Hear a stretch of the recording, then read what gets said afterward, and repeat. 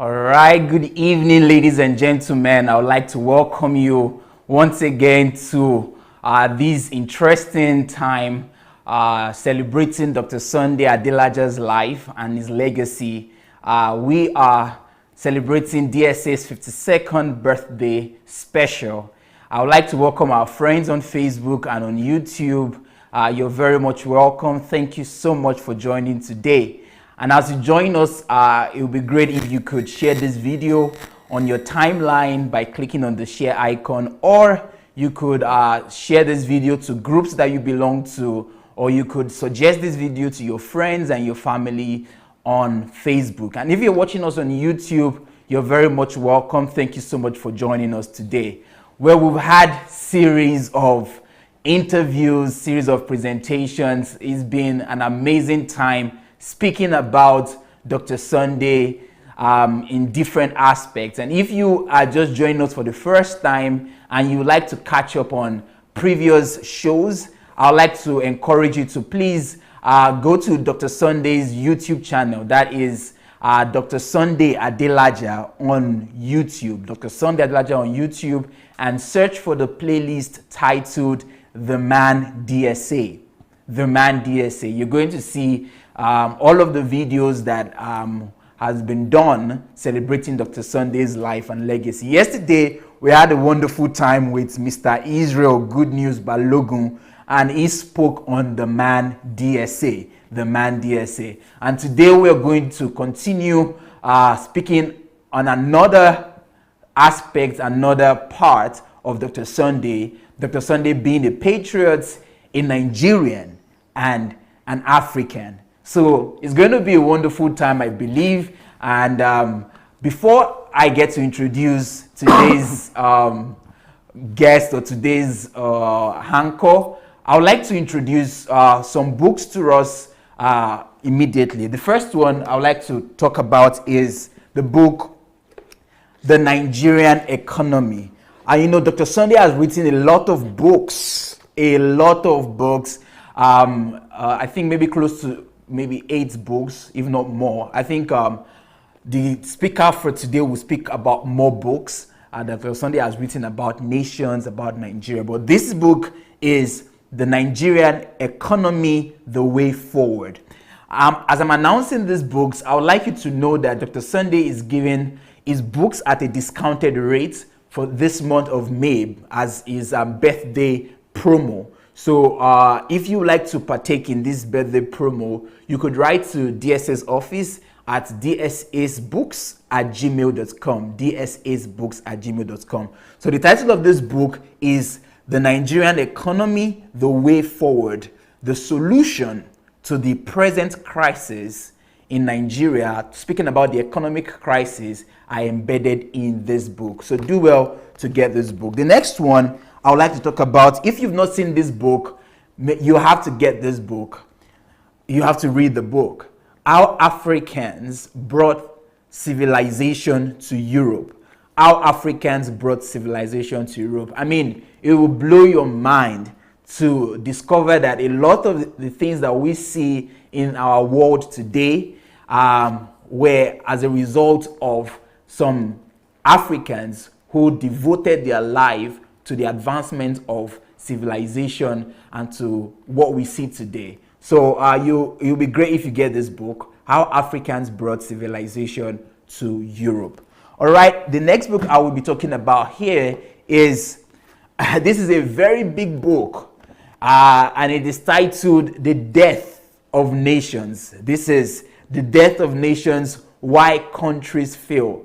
You know, I read through this book, and anyone who wants to go into politics, if you want to be a leader of in any capacity in government, maybe as a leader in the states level or in the local level or in the federal level, this book would give answers to why do nations die?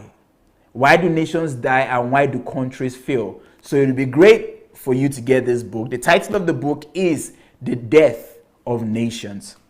All right, this is one of my personal favorites because this book helped me to discover My Purpose as a Nigerian. However, the title of the book is How to Discover the Purpose and Calling of Nations. You know, many of us, we know that as individuals, we have our purpose and we have our calling. But I never even knew that nations have their purpose and their calling. I mean, it's interesting to know that your nation has her calling and her purpose. But many people don't even have an idea that their purpose also is connected with their nation. And that was what happened to me when I read this book. I didn't just discover my purpose as an individual, but I discovered my purpose as a Nigerian and why God would send me through Nigerian parents. This and more you will get by reading this book. The title of the book is The Discovery of the Purpose and Calling of Nations. Discovering the Purpose and Calling of Nations. All right, and I would go to this small book. This is one of, and I think it's a old book that Dr. Sunday has written. Very small, very little, but the title of the book is The Whole World is Waiting for You. The Whole World is Waiting for You. All right, so all of these books, they are on discount for this month, and you could get all of these books by writing to Dr. Sunday's office, that is dsasbooks@gmail.com, and you will get your response. Okay, so without further ado, I think it would be great that I introduce the speaker for today. He's a familiar face. His name is BAMISAYE Victor, and he will be talking on the subject DSA, a patriot, a Nigerian, and an African. Good afternoon, bro. Good afternoon. How are you? I'm good. Good to see you. Yeah. Well, thank you for sending the invitation across. It's always a very good, a great honor to be associated with the brand DSA, and most especially to be able to talk today on the subject DSA, a patriot, a Nigerian, an African. I think it's a huge honor. Thank you for passing the privilege across. Thanks. So much thanks to Dr. Sunday for creating this platform where we can, discuss, create more discussions on how to change the world from as we used to know it to what it ought to be in all of its ideality.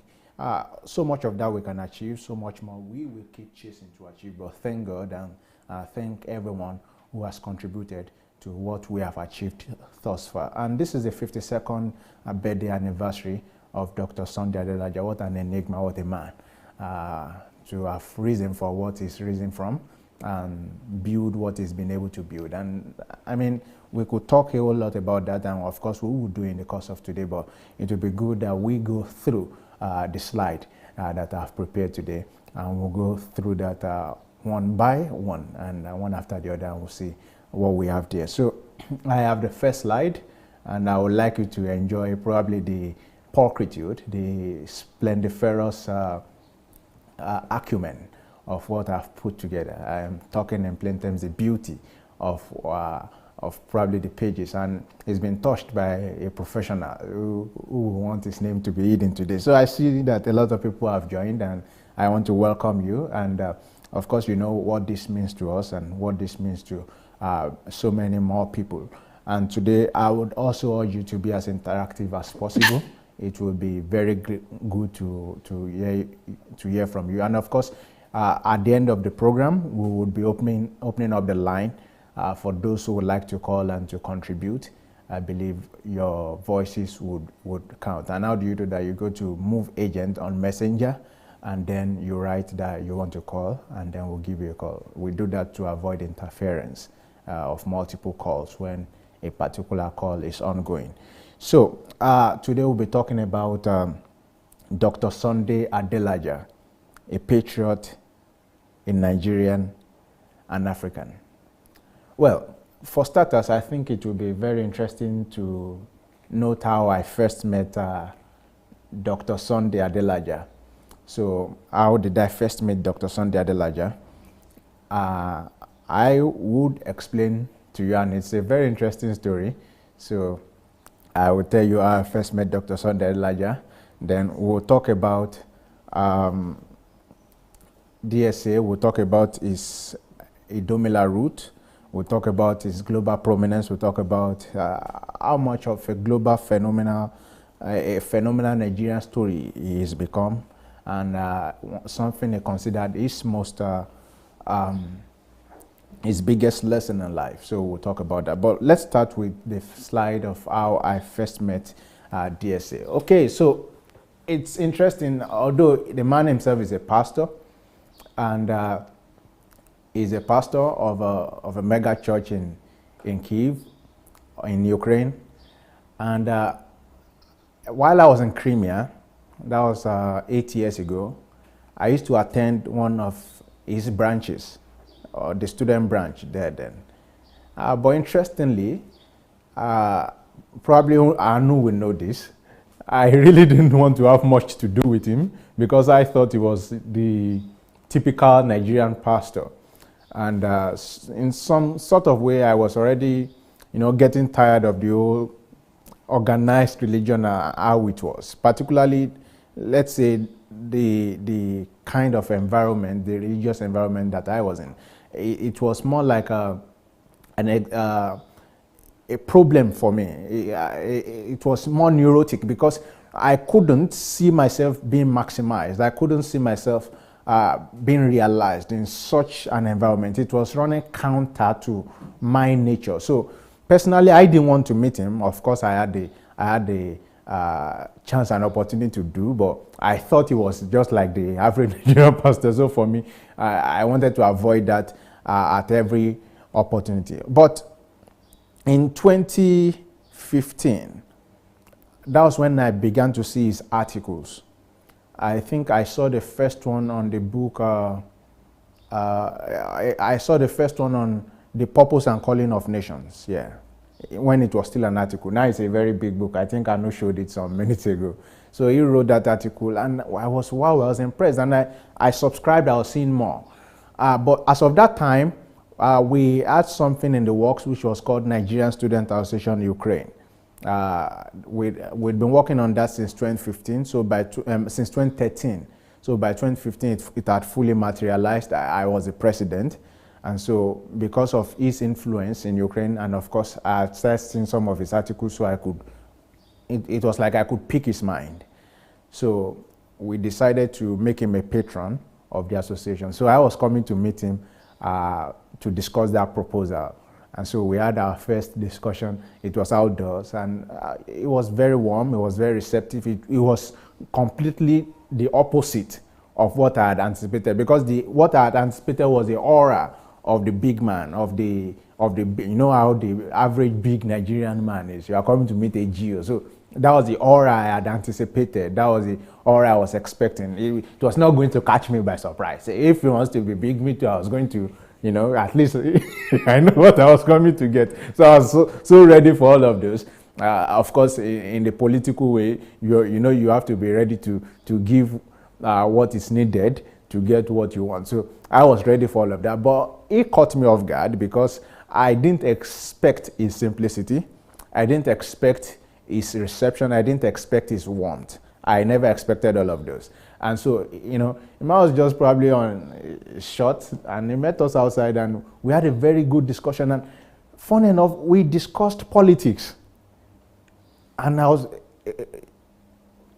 now I know how much I don't know as of then. But then I believe I knew so much.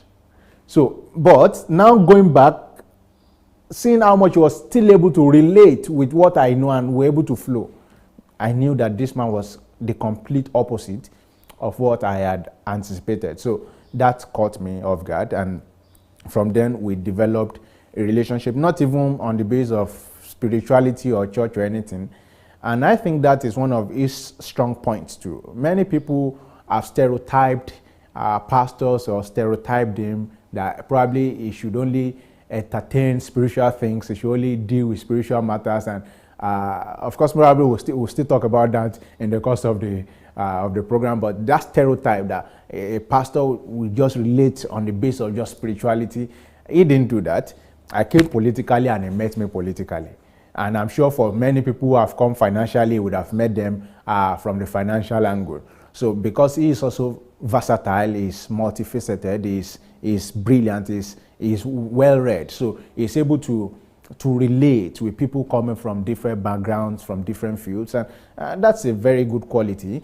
And you know, seeing that, I also aspire, I try my best every day to read so much and read a lot about so many more things, so I can be able to, even if I don't know so many big things. And I mean, I think a great man once said that it's good to know so little, at least so little about so much, and know so much about so little. And that's how life goes. But with DSA, it seems to know so much about so much.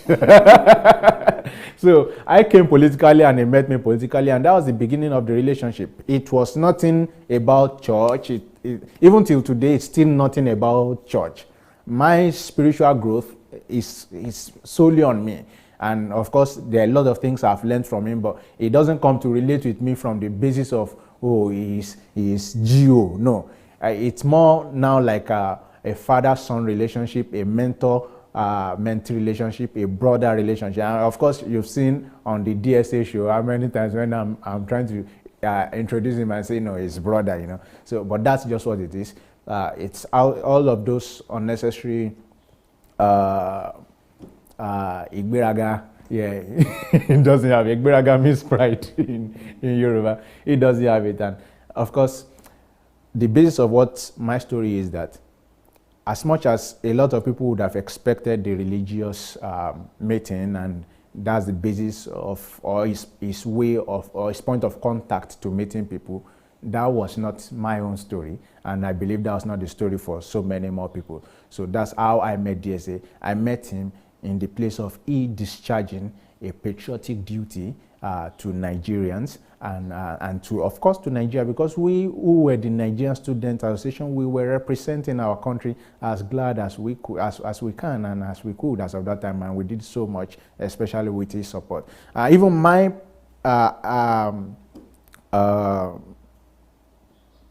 the opposite of predecessor. I've lost that. No. Okay, so the guy that came after me, who succeeded me, still enjoyed, in fact, my successor, yeah, the guy who came after me still enjoyed even more support from DSA. I think the first conference they did was held at within the church premises, and he gave the all for free. He was a teacher there, and I believe many of the guests were even lodged there, and he was just so nice and so open to receive, and that's him, and that's his nature, and of course that's something to be grateful for. And if you have someone like that around from whom you can learn to be hospitable and to be open, and I mean that's a gift in itself. So let's talk about DSA. I think this program is really about DSA, a patriot, a Nigerian, and an African. And I believe that even from my early interactions with him and how I met him, you are able to have a picture of what the man means, and how from the beginning he has not shied away from being a patriot, from being a Nigerian, from being who he is today. So let's talk about DSA, and the next slide, please.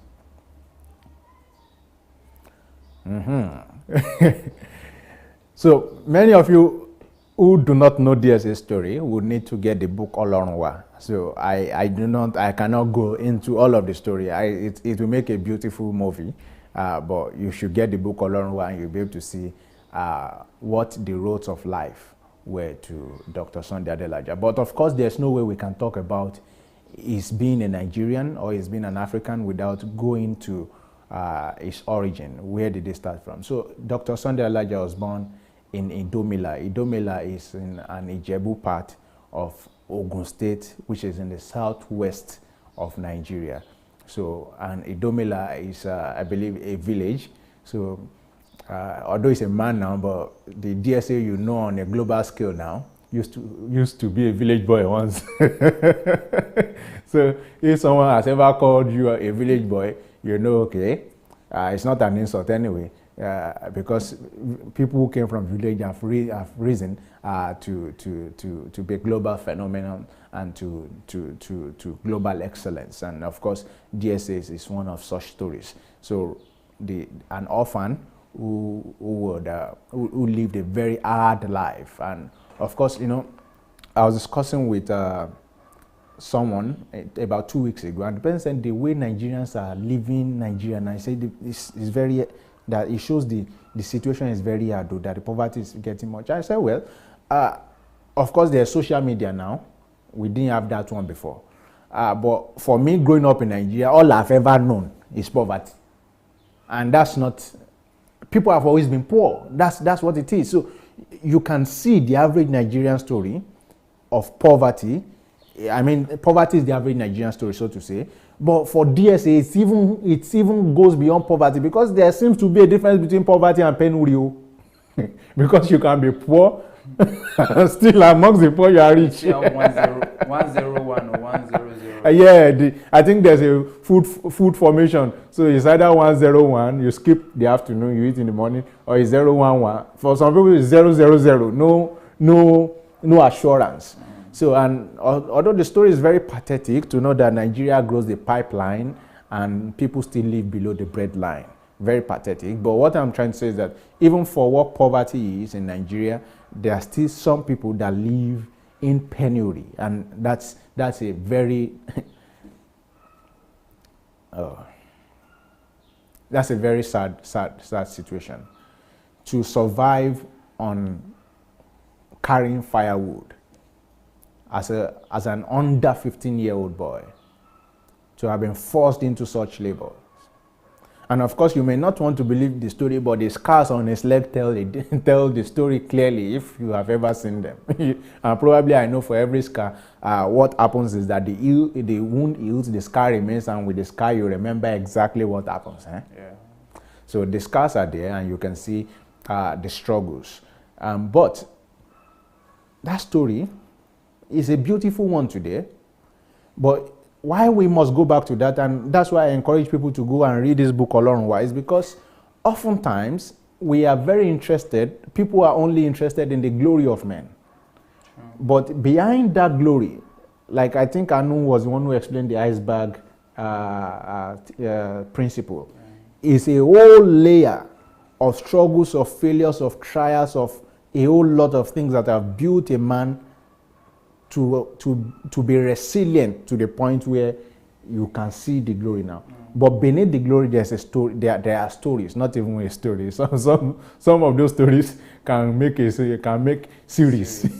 So for him, I think you can read more of his story when you grab the book Olorunwa, The Roads of Life. So you see how he was able to challenge himself and rise up from that poverty through self-education, through taking life for what it is, and how he then came, won scholarship both to the US and then to the former USSR, and he found his way to USSR, and from there he became the best student, and probably after a large number of years from his university.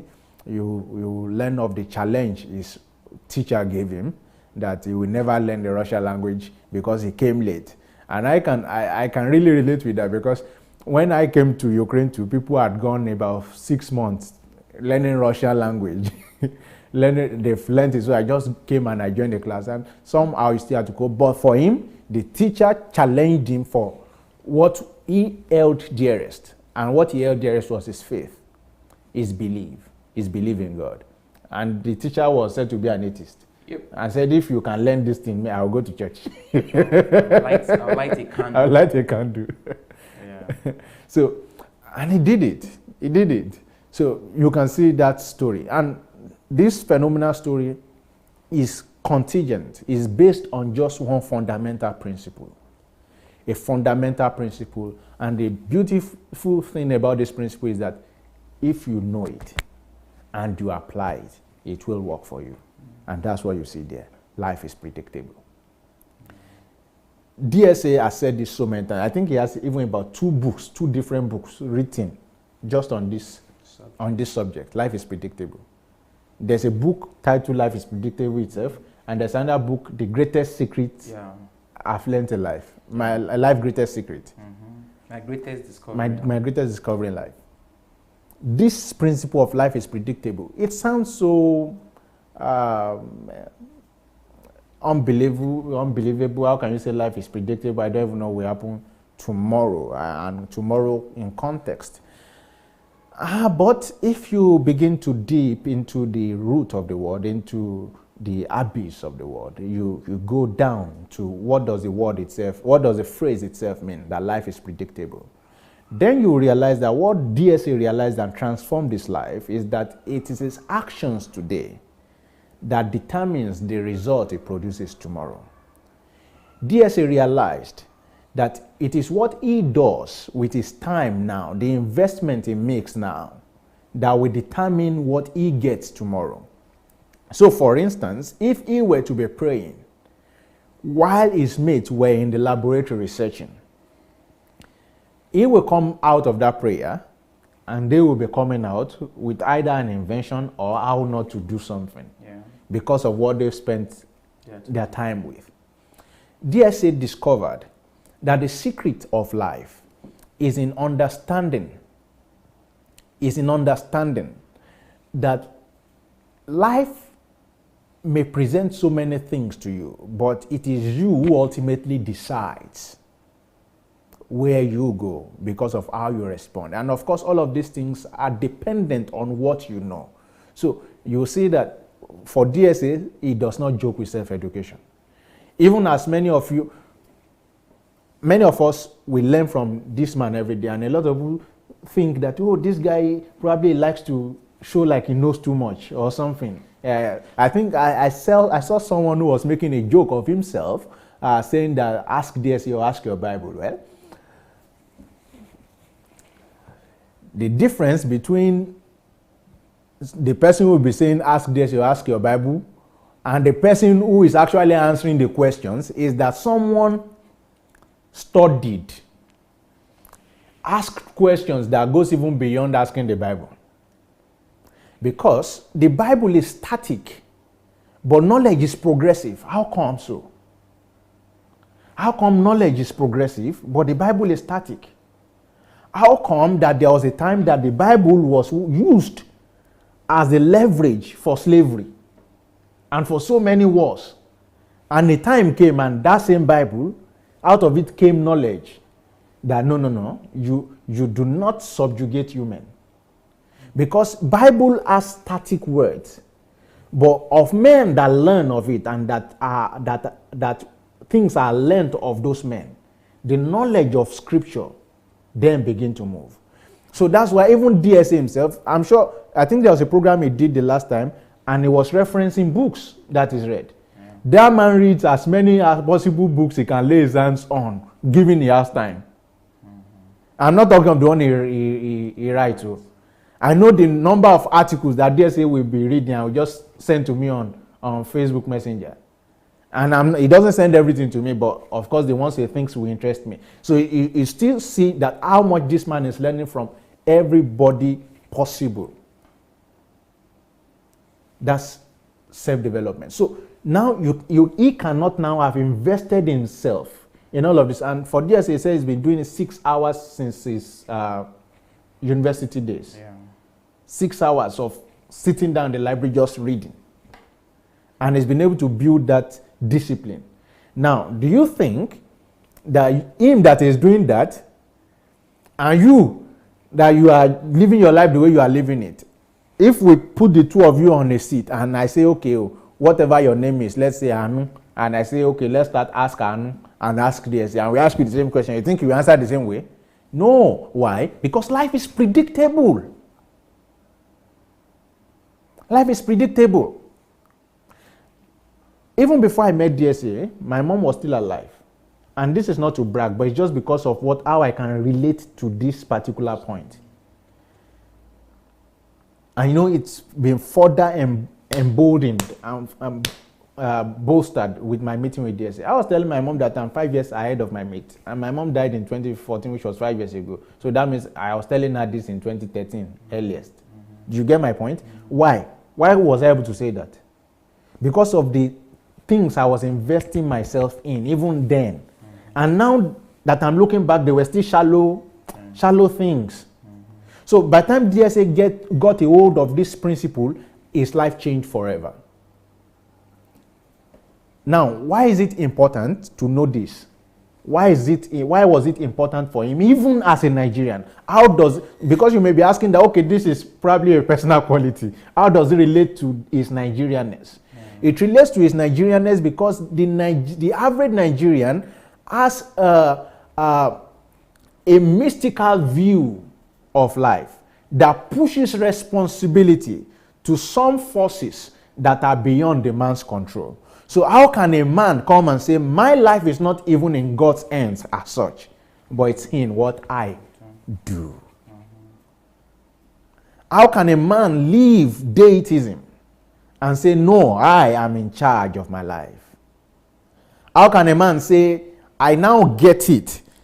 I get it that the first duty of a man is to give birth to himself. And if I give birth to myself in the areas of my studies, my life will be predictable because I will have the result of the things I've invested in. DSA understood, and this is what separates him from a lot of Nigerians, that there's always going to be pain. He understood that pain is a constant thing in life. You are either going to go through the pain of sacrifice or you suffer the pain of consequence. And understanding that makes him say, okay, for every time, and even many of this pain of sacrifice it does, some of us do not understand it. For instance, how can you be going through several betrayals and still be suffering the pain of still trusting people? But he understands that. He knows more. And so for him now, he sees that going through the pain of sacrifice, to study, to lock himself in the room and say, I'm going for solitude, has bettered him a lot of results. You know, many of the things, many times DSA will be teaching and we saying, I'm teaching this, but trust me, I have so, let's say 200 other points. If I know I'm challenging you today, if you had never seen his iPad where he shows you those points, what will come to your mind? The man has only touched 5 points and he's saying I still have 200 more. He's proud, man. You will be thinking he's boisterous. He's just boasting. But you've seen those. You've seen even more. You've seen different layers of books, of handwritten things that have never even been preached before. He's shown you because you have that kind of relationship. But what I'm saying is that, of course, these things are products or things that can become product. But before it became product, and he is sure that I can make 200 books out of this thing. He is saying it, that I can make so, this kind of product out of this thing. And I'm thinking he's boisterous. The next thing is thinking he's proud. This other brother is thinking he just wants people to worship him, the way they think. But he knows that this is possible because he understands that life is predictable because of the things he has subjected himself to. So while he is declaring, you are thinking, oh, what's he saying? Just like the way he's talking about Nigeria Transformation Project now. For him, he knows life is predictable. He knows if he undergoes this principle, he will achieve this same result. But the average Nigerian is not like that. But this is what makes DSA DSA. And from his story, this phenomenal Nigerian story, we also can learn that it doesn't matter the color of your skin, it doesn't matter where you're born, that your dreams are valid and life is predictable and that you are the architect of your own life and of your own future. Now, this is not some Hollywood movie. This is not some European guy. He's African. He's black. They might even still call cheer. I mean, his accent is still thick. So he is as Nigerian as you are, as black as you are, as African as you are. And apologies to European people who are watching.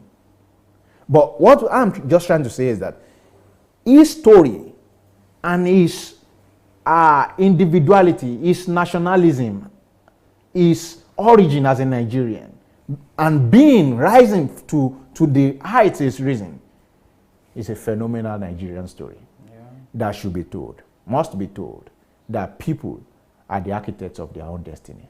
The builder of their own future. They are the birther of their own life. And that life is predictable and it's contingent. Your tomorrow is contingent on your actions today. So for DSA, he discovered that. And thank God, we all can see where it's brought him. Life is predictable. It may sound antithetical, but you understood it. I even now understand it.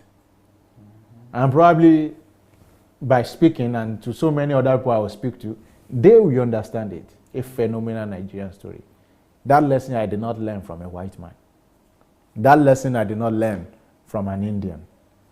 That story I did not learn from a Chinese. I learned from a Nigerian. And his name is Sunday Adelaja. That life is predictable. I don't know if you have something to say about this. Beautiful. I mean, before you go to your next slide, I think you've done a very great stuff by starting. I don't know why you chose this, but I think it's very great that you started by talking about Dr. Sunday's greatest discovery in life, because actually that, what you just described is Dr. Sunday's greatest discovery in life, that life is actually predictable. That it is not one's destiny, as we believe in Nigeria, that one's destiny would determine one's future. Because, you know, I like the way you use the arrow there by starting with his Idomila roots, you know, and then going down to his prominence, his global prominence. So he started from a very little village with 40 huts, and then he went global. So now the name Sunday Adelaja is like all over the world. So you see, from that little place to a large place. And I like the fact that you use the arrow for people to see that, hey, he started from somewhere and is continuing down. And then you went to talk about him being a phenomenal, or but putting an adjective to his story by saying this is not a European or an American or an Asian, but hey, this guy who has done all of these things is a Nigerian, and he did not throw away his Nigerianness. He maintained the fact that he's Nigerian. And so every Nigerian can, I mean, have that boldness, that confidence that, okay, if this guy is a Nigerian and he is able to do this, then I can also do it, because life is predictable. So it's a great story. Thank you. Yeah. Yeah. So because that principle, life is predictable, I think it underlines everything that is to talk about the man, the man DSA. And of course, to talk as a patriot, can you rise up to be a patriot? Yes, you can, because life is predictable. The actions you begin to take today. Could you be known as a Nigerian? Because, of course, to be a Nigerian, for some people, is just a matter of they were born in Nigeria. For some others, it is because of the actions and their imprint that they actually become Nigerians. Yeah. You know, there are people who were never born in Nigeria who today are great Nigerians because of their imprint, not just because of the passport that they have. Let's go to the next slide and see what we have there. Yes, so now we'll talk about DSA as a patriot. Of course, we know what patriotism is, the strong belief in country, and you know, the way they will say to root for your country, to give yourself fully to your country. And now there's a difference between patriotism and what is now becoming a global phenomenon of nationalism. Now, what's the difference? A patriot believes in his country. A patriot believes in the prosperity of his country. A patriot believes in how and understands the concept of making his country the place of worldwide pilgrimage and worldwide where people can come to a world market here, so to say. But what happens with nationalism somewhat is they believe in their country too, but they believe in it only for themselves. So it's more like from a chauvinistic perspective of we first. But a patriot necessarily does not think in that line of we first. A patriot thinks about we, the people, and believes and looks at it from a global perspective. Yeah. So how can you narrow down to Nigeria with a global perspective? So that's what differentiates a patriot from just a nationalist, especially the new nationalism that we are having now.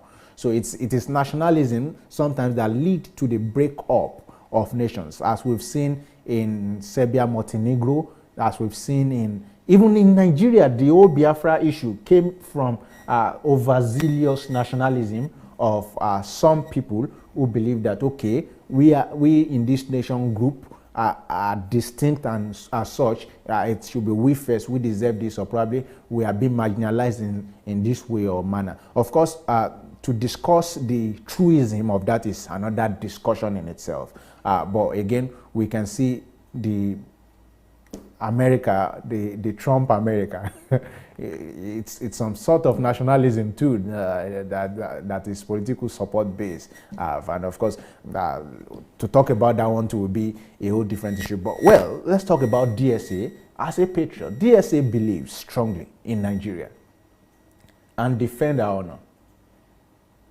It seems to me to naturally have the feelings of national loyalty. How did I come about this? How do you know that since DSA has been in here, how many years now? You say it's been here for 30 years. And he's only talking about going back to Nigeria when? Started 4 years ago. But the man has never changed his passport. His passport. Yeah. His passport, he has never, I mean his Nigerian national passport, he has never changed it. He keeps renewing that same Nigerian. So how can a man of such global influence not have? And he has said it before that he has had several people coming to offer to him several European passport, American passport, that we're going to have you, we're going to process your passport so you become an American, so you become a European. But he said, nope, I'm maintaining this green passport. Because even though he wasn't planning to come to Nigeria, he's always believed, he's always felt loyal to that country. And that's the first character of a patriot, of course, that I now see, I see clearly that DSA possesses, to believe strongly in Nigeria. Now, there's something people always say. Some people will say, for instance, that if you are living abroad, you have no right to join national discourse because you are not in the country. You don't know how it feels. But they themselves are betraying the country by saying such. Because for me now, just imagine if I were in Nigeria, and of course, statistics prove that the yearly remittance of Nigerians in diaspora to Nigeria is even bigger than the size of the Nigerian budget. Yeah. Yeah. So, if you will be saying that people who are living abroad should not have a mouth, you say to national discourse, then let them keep their money now. But of course, money will never equal patriotism. Money will never equal the belief in one's own country. So the idea becomes this, that it is not where you live that determines how patriotic you are. So it means you can live in America and still yet be a patriotic Nigerian. Because what will measure that is your heart and your contribution to the welfare of the Nigerian state. Yeah. So you can live as far away as in the Arctic, and you are running projects that are influencing lives. In Nigeria. And there's somebody there in Nigeria bearing the title of a chief, probably bearing the title of His Excellency, probably who is even the governor. And you, yet without title, are more patriotic. Yet you, without the investure of an office, are more patriotic. Because it is always in the strong belief. It is in the intensity and the passion that you show to your country. DSA has this. All you need to do if you want to test it, come and spend a day with him here. And just start the discussion of Nigeria. Lest you who go tire. I know many nights, and I know can bear witness to this. Meetings are going on with Nigeria, probably some of his teams. Now, even me go first. I'm the first person to be tired, and I'm just okay, guys. You know what? I'll see you tomorrow. Because with his own passion and the way he's passionate about Nigeria, the meeting can keep going on for 5 hours just to get into the intricacies and into the details. But for me, I don't have that much strength. But here's such a man who probably doesn't really have so much more to gain from the country. There's probably little that Nigeria is going to give to him in terms of what he can get. But he's still that passionate. He still carries on that intensity. He doesn't say it's a pushover, let's talk about it tomorrow. No, we finish that issue. Even those of us that have the strength of youth, we are the first people to get tired. So for me, that not just the heart, but the intensity, the passion it shows when the subject of Nigeria is mentioned. It shows me the man is a patriot. And probably I know we have something to say just about this. Of course, we've been in many of those meetings. Yeah, what I'm just going to add to that is that Dr. Sunday has even taken it beyond passion. Because, it's one thing to be passionate about something, but something about passion is that passion sometimes can fade away. Yeah. Especially when what you're passionate for is not forthcoming.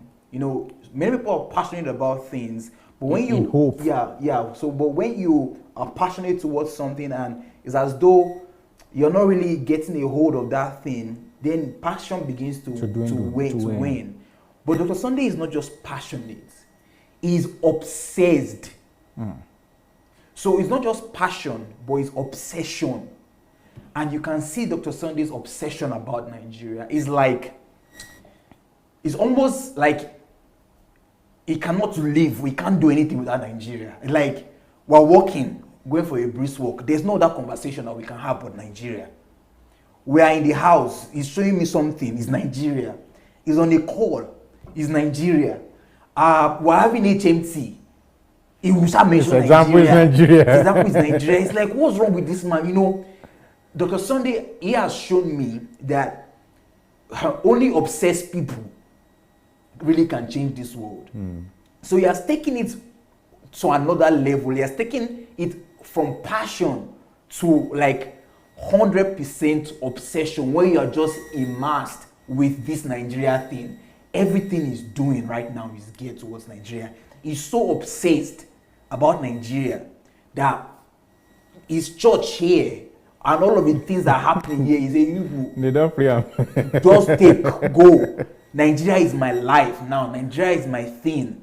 So Dr. Sunday, he is an obsessed man. And I think he's just giving us also an example of I'm a patriot, like you started with. Yes, that as a patriot, you have to not just be saying I am a Nigerian, I am shouting. No, like you said, you have to be passionate about your country, and you also have to be obsessed about the transformation of your nation. That is like if they cut in your skin and they see your blood, they will see Nigeria there. Everywhere is just Nigeria. So instead of a red blood, it has a green, white, green blood. He has green blood, green, white, green blood. So that's what I would just add, that Dr. Sunday is just an obsessed human. Yeah, I can really relate that. Jesus himself said the love of my Father's house has eaten me up. Yeah. So probably DSA is viewing Nigeria as his Father's house now. And the love of that has consumed him totally. Yeah. And of course, you can see that in his, like I'm saying, Anu gets to even relate with him on a more regular basis than I do. So he can relate what I'm saying. And probably people who have related with Nigeria on the base of Nigeria, with DSA on the base of Nigeria, would also see this. The man's action every single day. I've been privileged to preview some letters for him, and those are the ones that I'm privy to. I've been privileged to see some of his plans. I know the second time I came visiting here, that was in 2016.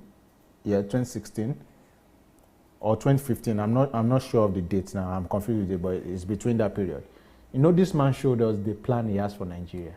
I had never seen anything that elaborate. Of course, we'll talk about that much later. But years going now, he's still on that. And like you're saying, of course, many people are asking the question, and he's been talking about it, where is it going? And he could, because of that, you that you are talking, many of the people that are talking are not going to bring a dime more. They are not going to contribute any intellectual effort to. He could say, but these people are not even bringing anything and just win and everything will just win down. Yeah. But no, it's like he's not even affected by what they are saying. He's just so concentrated on what he has to do. Yeah. And that's exactly what happens once you know purpose. It will not matter what people say, because people eventually will always talk. Definitely. They even talk about what they don't understand. People will even say they were where they were never. They will, in fact, you will say A, they will say you say A. And people will be asking, okay, what's the difference between A and A? But it's you that heard, people will know how to twist whatever needs to be twisted. But of course, once you know where you're going, and of course, many of us who are listening are Christians, so it's always good. I think it's always beneficial to also bring some analogies from Jesus and from scriptures. When scripture says that for the joy that was set before him, he endured the cross. So you can see that the obsession is for a goal. So he knows that life is predictable.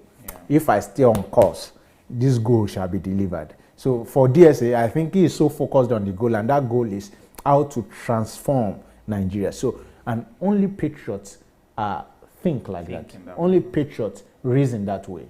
Yeah, sure.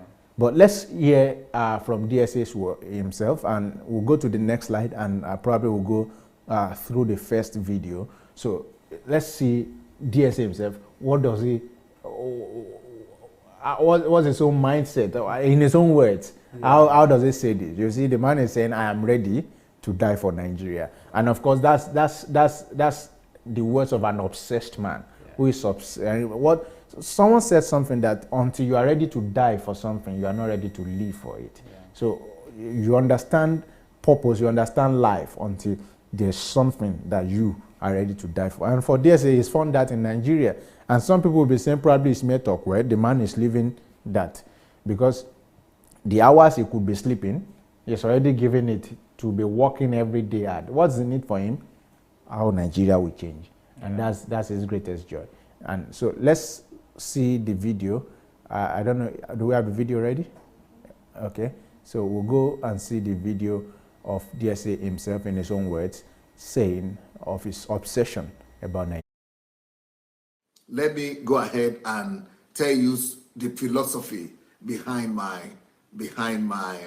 actions, and why do I do things the way I do it. Why is it that I do things the way people don't really understand it, and people don't agree with me, and people say that, okay, maybe I've got some things that are right, but I'm too harsh, I'm using the wrong language, I am challenging, I'm insulting people, I am putting them down, I am not respecting elders, that I shouldn't correct elders, I shouldn't tell them, I shouldn't talk publicly in social media, and all kind of trouble that people are having about my method and about what I'm doing. But I'm very convinced about what I'm doing, because I have some opportunities to learn from history.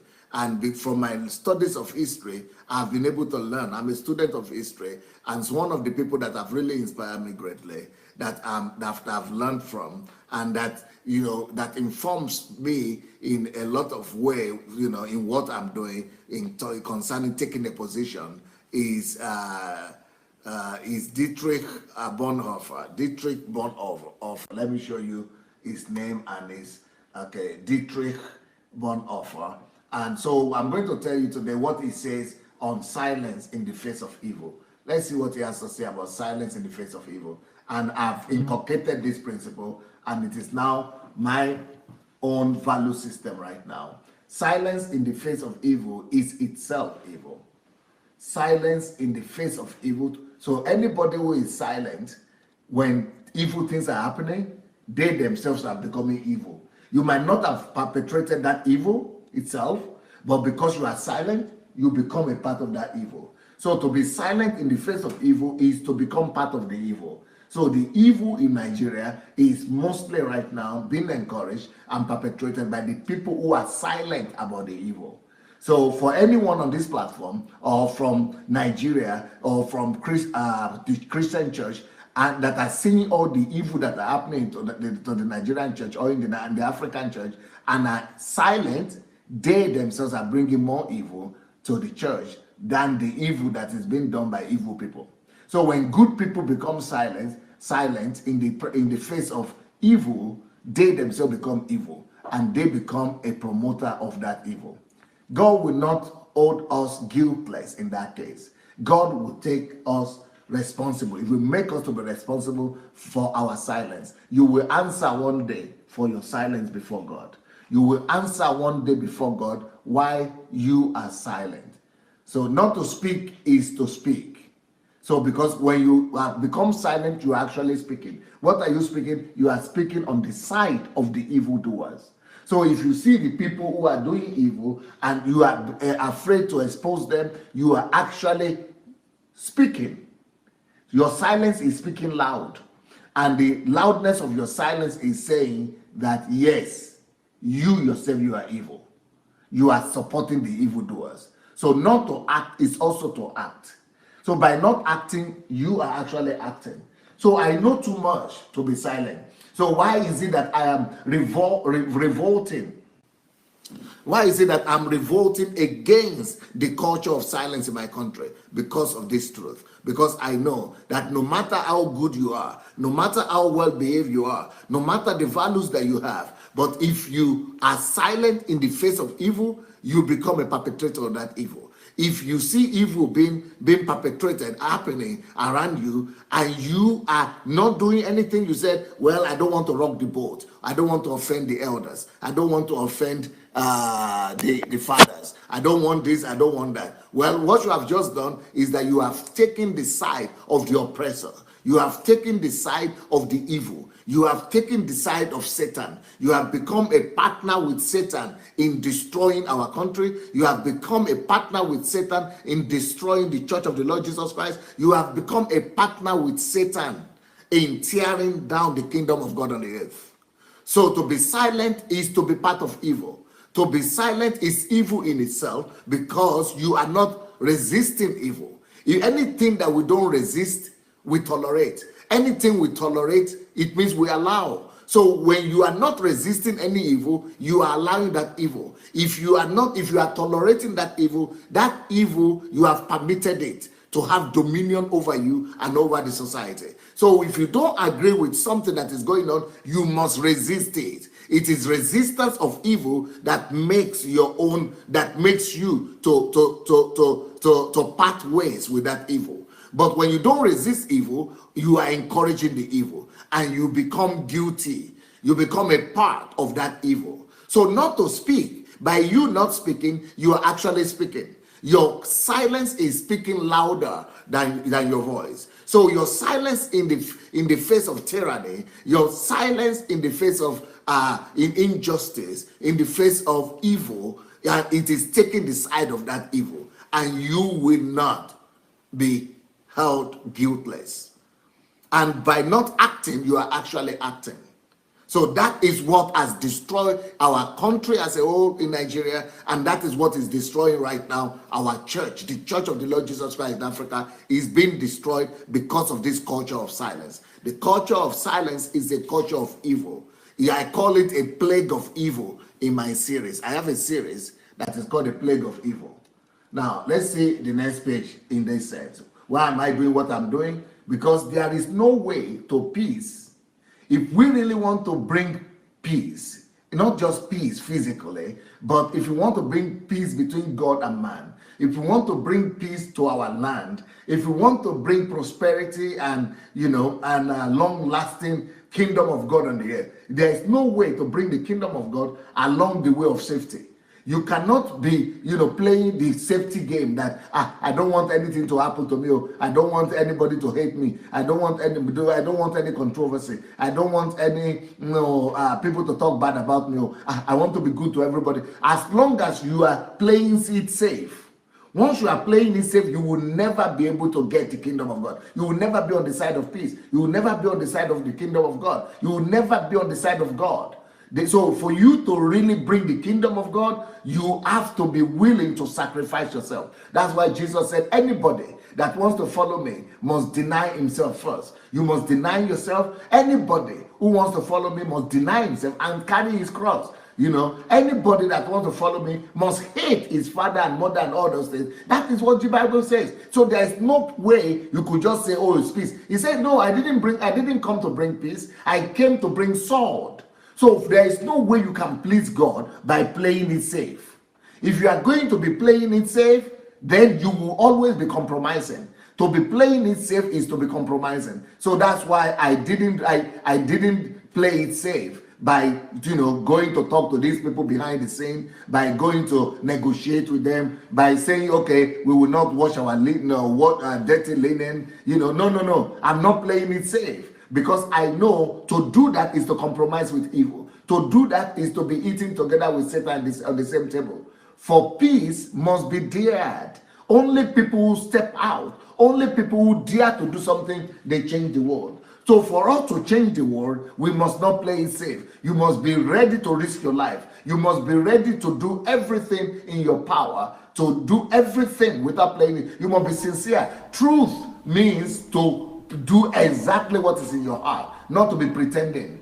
It is a great adventure, and it's a great venture. So to really do anything of great value and great importance in life, you must be daring. You must be daring, and you must not always play it safe. Wow. Yeah, I think you wanted to make some comment on that before I continue. Yeah, I remember this series. This series is from Plague of Silence. The Plague of Silence. And just what Dr. Sunday said, if you're going to really change anything, you must be daring. And Dr. Sunday is saying that he's ready to die for Nigeria. So that explains why he's daring. That explains why he would come out and do what he's doing just for the progress and for the transformation of Nigeria.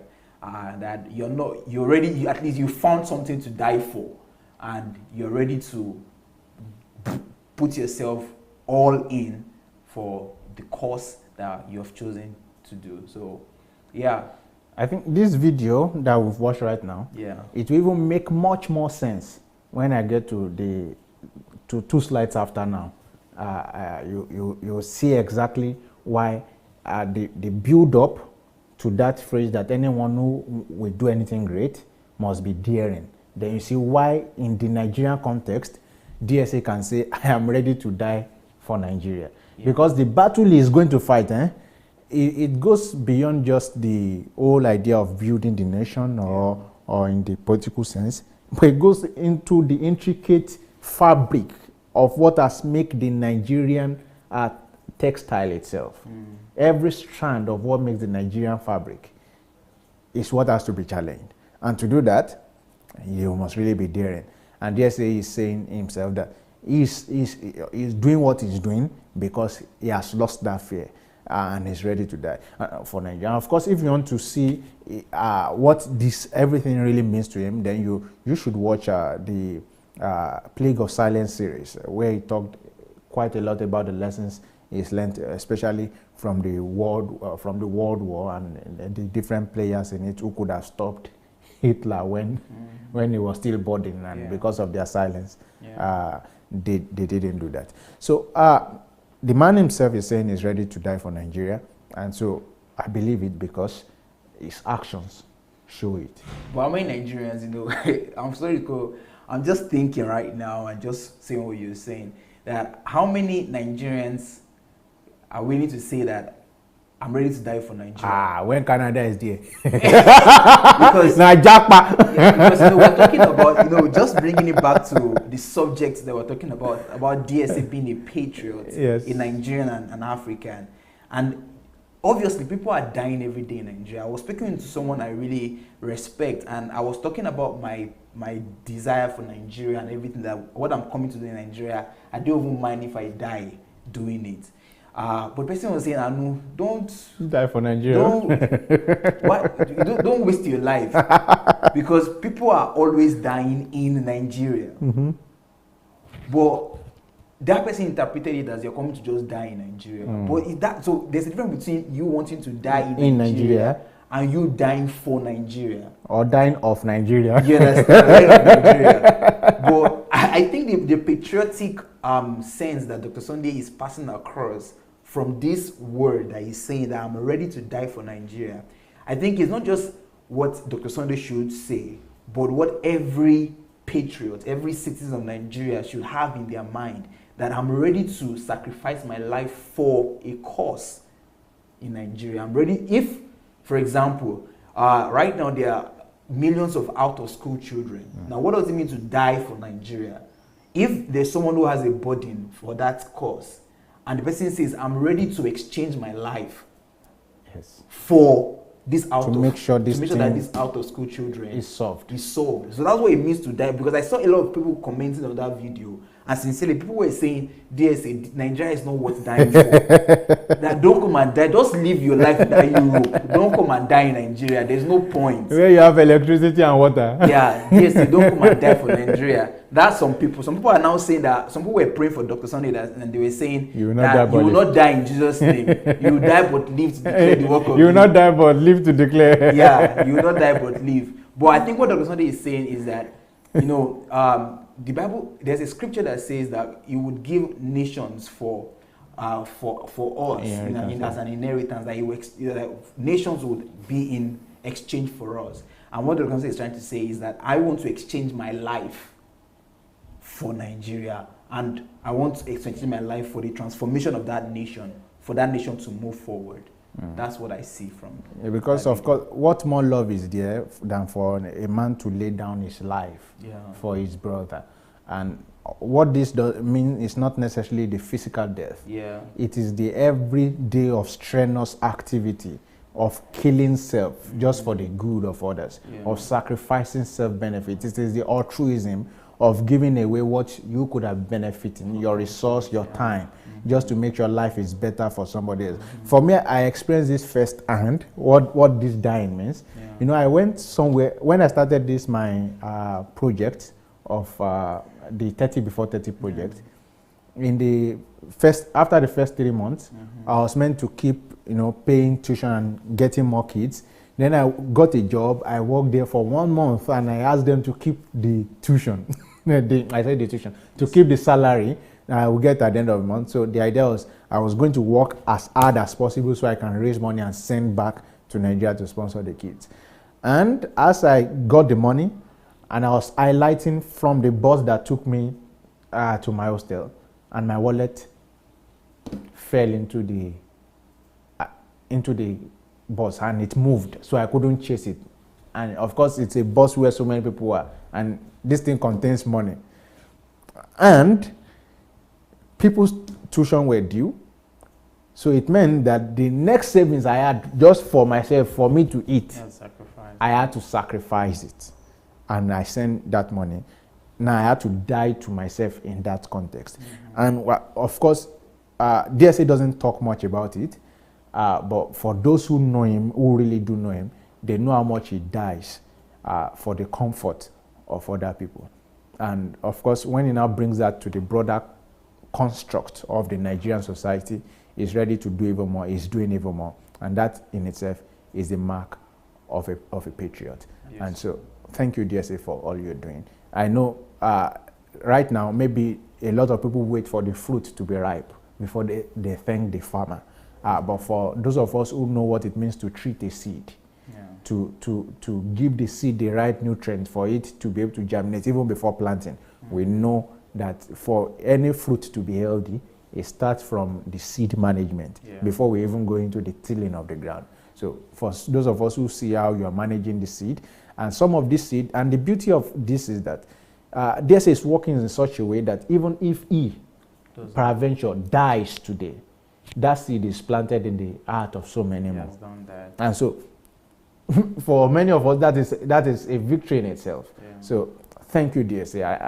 I can say that now. So we'll go to the next slide.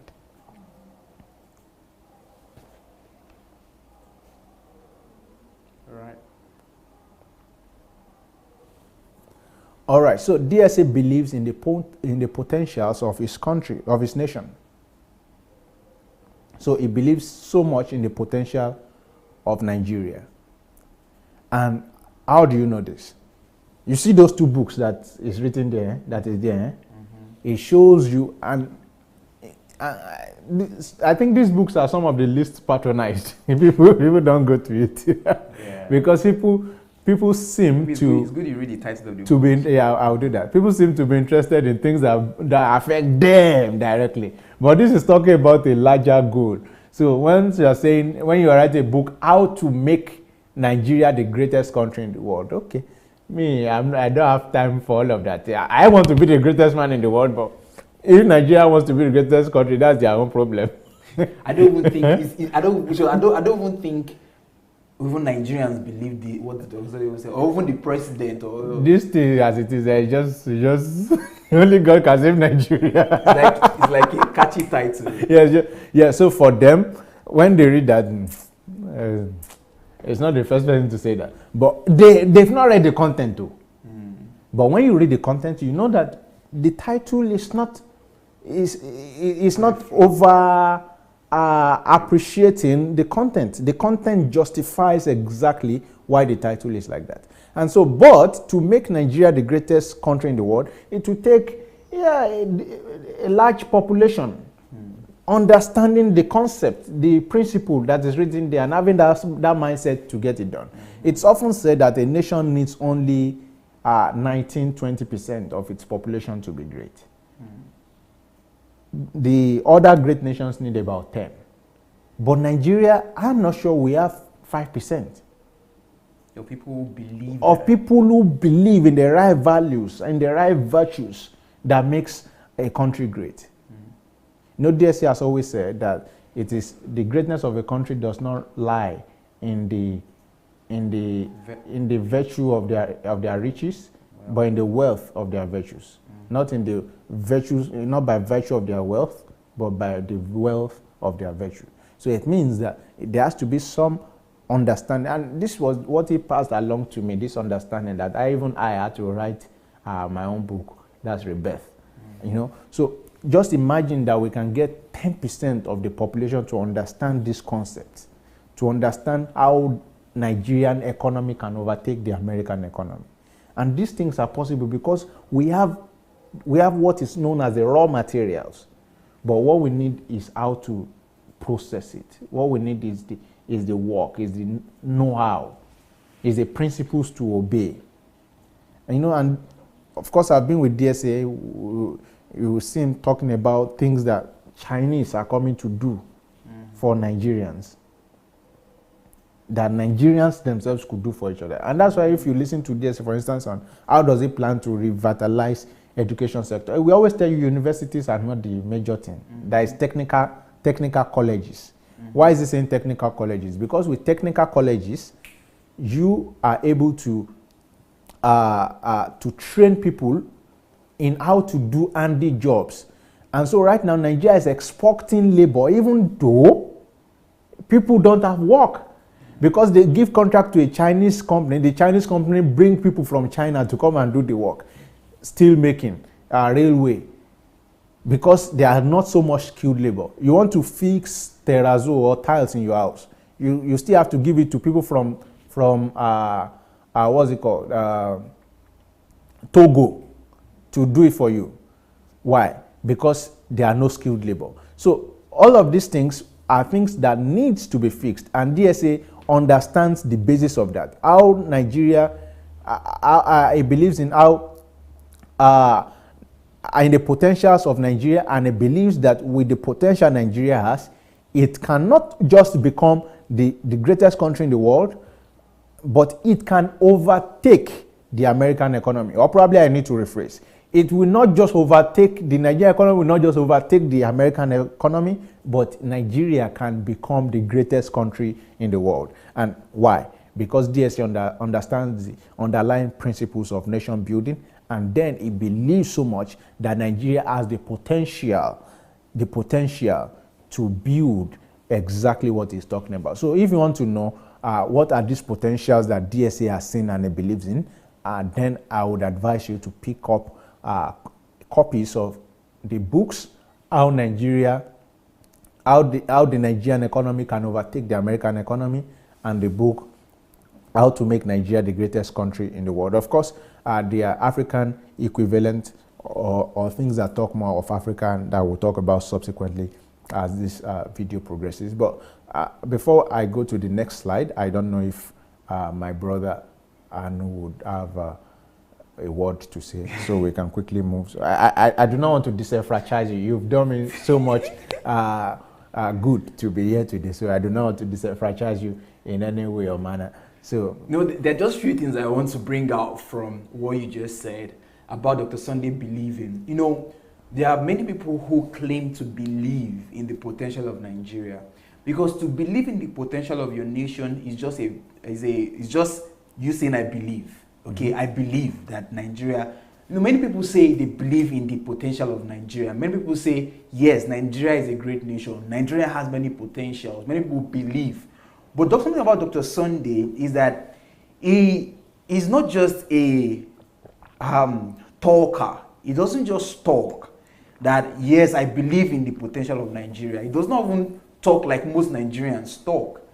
But anyone who has read those books, the first book there that talks about how Nigeria can become the greatest country in the world, and the other one, I would like you to show those books, please. And the second book, that how the Nigerian economy can overtake the American economy. You only have to read those books, and you would see that this is not just someone who believes in the potential of Nigeria, but Dr. Sunday is someone who has devoted his time to study and to research about Nigeria as his nation. He has taken his time to search for the problems of Nigeria. What is the problem that Nigeria is having?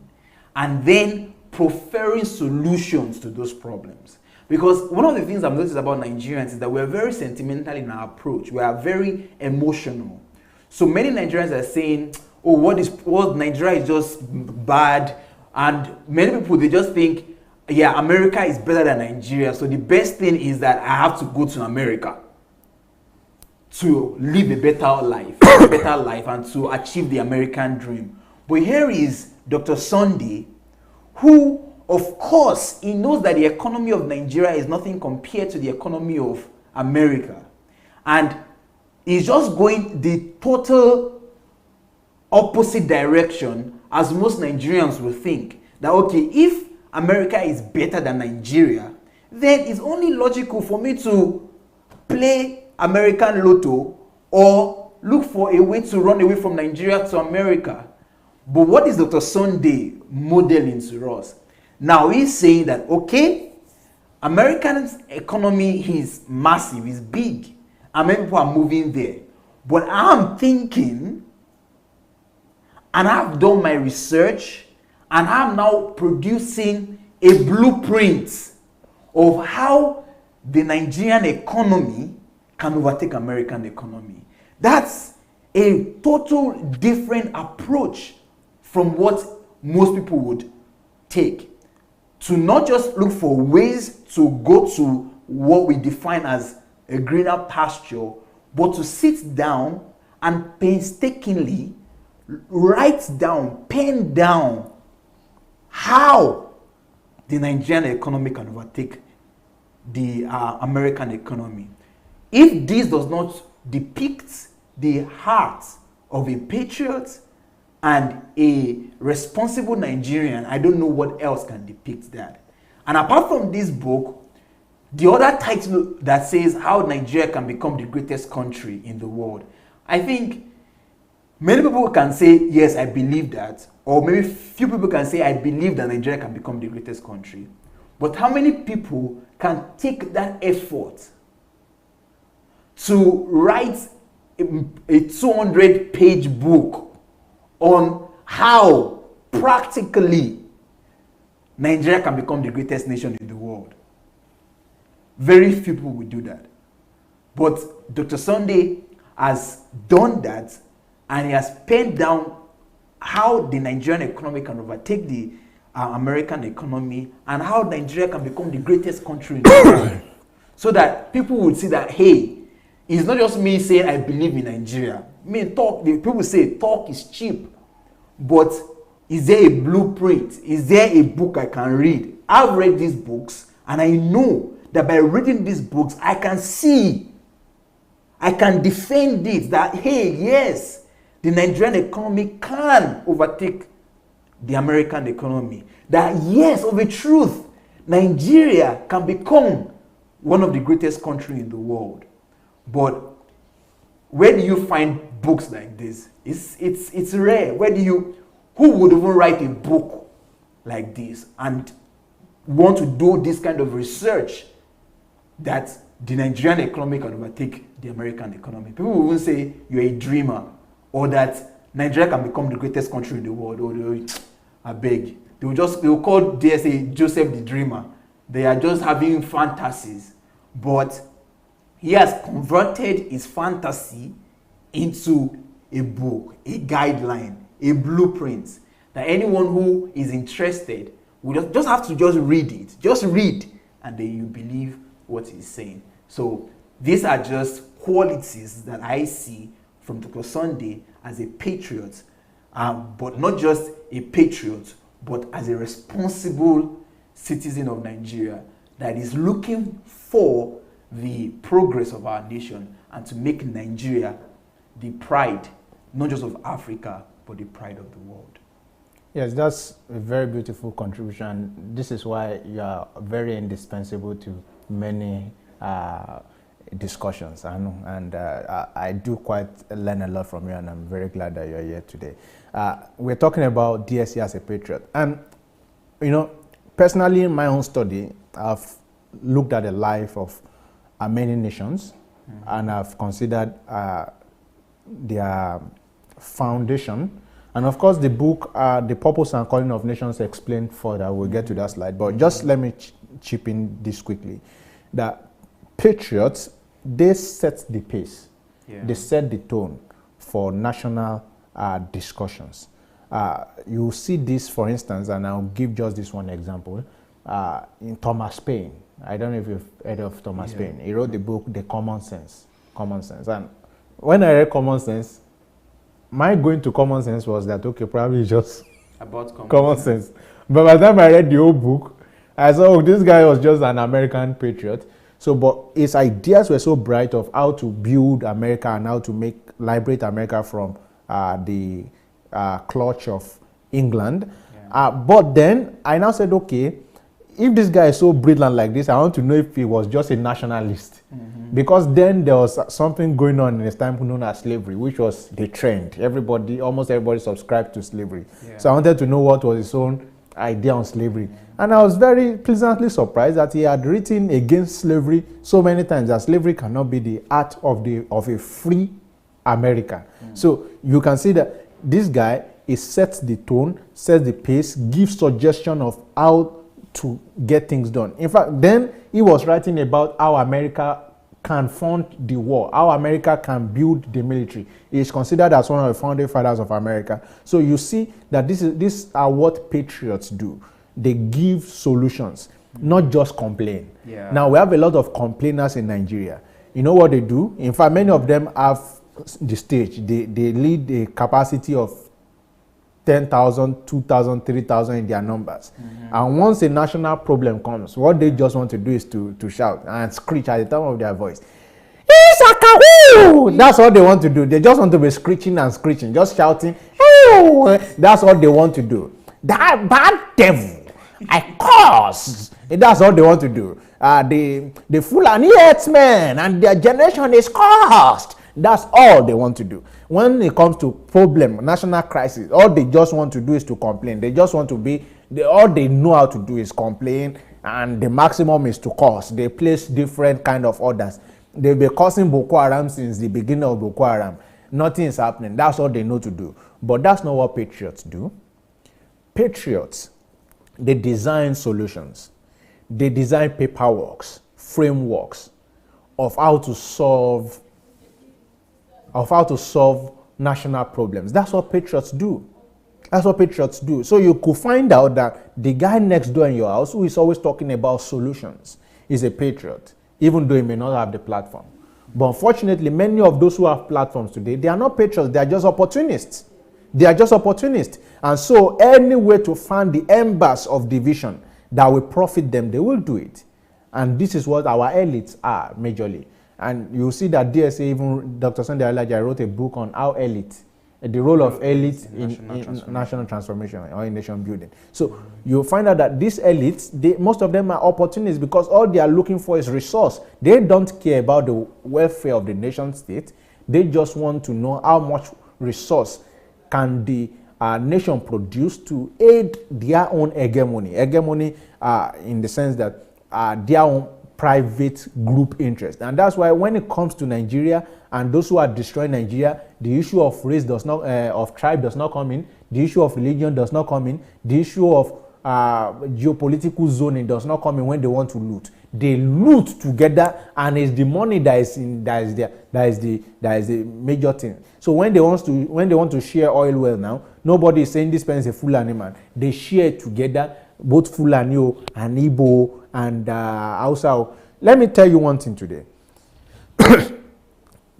Some people were shouting in the course of last month, I know, that why is Buhari doing inland dry port in Kaduna? That is because he's Hausa, he's just doing things in the north.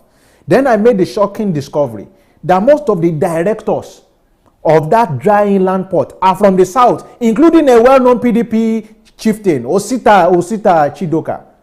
But he is not going to say that. He will also be finding the embers of his built in Kaduna. Why am I saying that?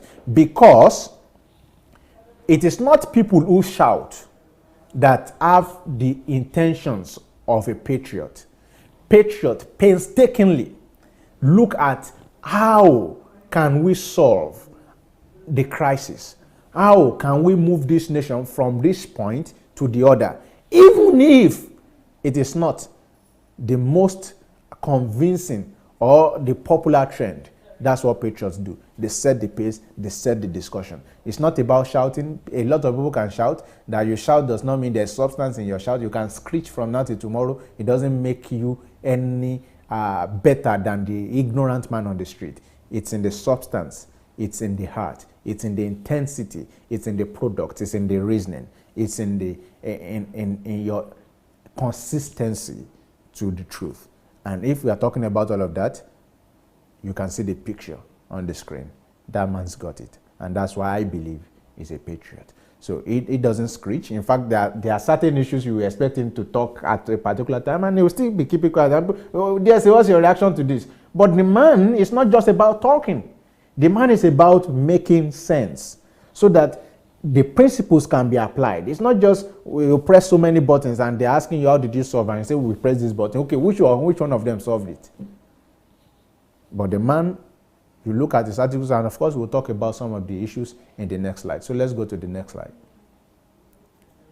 So in this next slide, you see that we are saying DSA addresses issues of national importance as a concerned Nigerian. Yes, this is exactly what I was laying the preambles for in my earlier speech.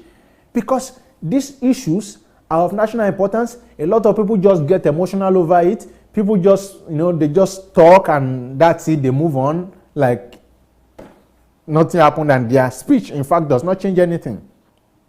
But this man, he addresses specific issues, even the ones that are very uncomfortable, even the ones that are going to make people run away from him. Mm-hmm. Because there are some issues that when you undo, right, people, because of their own bias, and I've experienced it, I've seen people who I was never rude to until I took a position that was against what they were standing for. And so for DSA, it doesn't care if you are going to run away. It only cares about saying that in as a matter of principle and truth. And many national issues that were rampaging the nation, and of course we'll see some videos of how he has done that, of many things that was rampaging the nation that is taking head on. Now the first one here is the chain of religion. Of course. You saw the first video we watched the other time that talked about DSA ready to die for Nigeria. You see, he was talking about this plague of silence. And he's saying he's ready to die and he's ready to give and pay the price. The first party is doing that, and the first bane of the country called Nigeria today is religion. Because it is religion that has the biggest influence on the value systems of the people. And because the people live by this value system, they produce what we have today. So they produce that value system that religion has put on people, has produced the individualism. A family goes to church and they are saying, I will be the greatest in my family. And there are about 4 siblings there praying that same prayer. So you set up a rivalry, an unhealthy one, which when the siblings are meant to be complementing themselves, they are rivaling themselves. And so when what they are meant to build together now, they are building apart, and so their efforts are not sustained, their efforts are not well developed. You see people who are intentionally sabotaging themselves just because of the value system that the church, the religion, the mosque has put in their head. And DSA is taking on this whole thing. And let's listen to what he said the moment he was going to change the approach, because he was just talking principle. It was not because a lot of people are saying, why is he using this kind of strategy? He was doing some before, but let's see the moment everything changed. And I don't know if I want us to watch everything, but if we watch everything, good. If not, we'll just stop at some point because it's a very long video. So let's see the video on DSA and the moment he decided to go fully against the chain of religion. What did he say?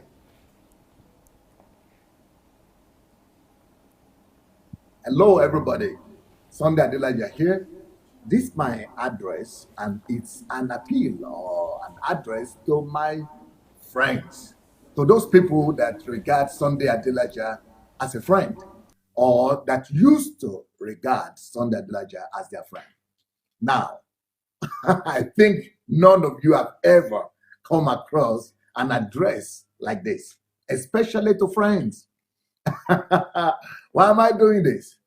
I'm making this video to set those people that respect me, those people that see me as their friends.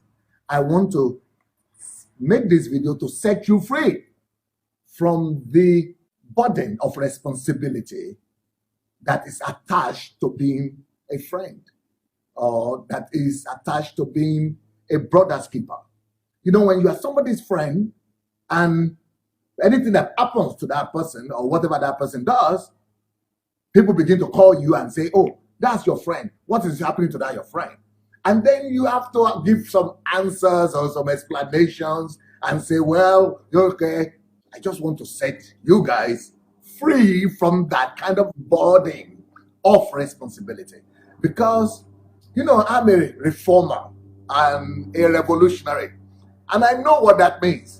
To be a reformer and a revolutionary is not something new to me. This is my life, and this is my lifestyle. Some of you know me quite well. Some of you might not know me too well, but you are aware of the dangers and of the hazards of the things that I'm doing. And especially these last few months that I've started, talking on issues that pertain or relate to Africa and the African churches. For you people, that might be new. But for me, it's a lifestyle. This is the lifestyle I've been living here in the former Soviet Union. I've always been a reformer and a revolutionary. But the only reason why you didn't know about it is just because I've been addressing issues here in regards to Russia, Vladimir Putin, Ukraine, Orange Revolution, and things like that. But the people in this part of the world, believe me, they've been feeling the heat from the kitchen of Sunday Adelaja for like the past 20 years now. I'm just starting to do something very little with in regards to Africa and the African church. I've not even started anything yet. So if you are becoming uncomfortable, and if it's becoming so disgraceful that to you that Pastor Sunday is your friend, what is he doing? What's wrong with him? Oh, how can we now answer? You know what? I'm just giving you the permission to say, I don't know him. Oh. I've never been associated with him. I don't know him. I just want to relieve you of that burden and of that responsibility to be saying,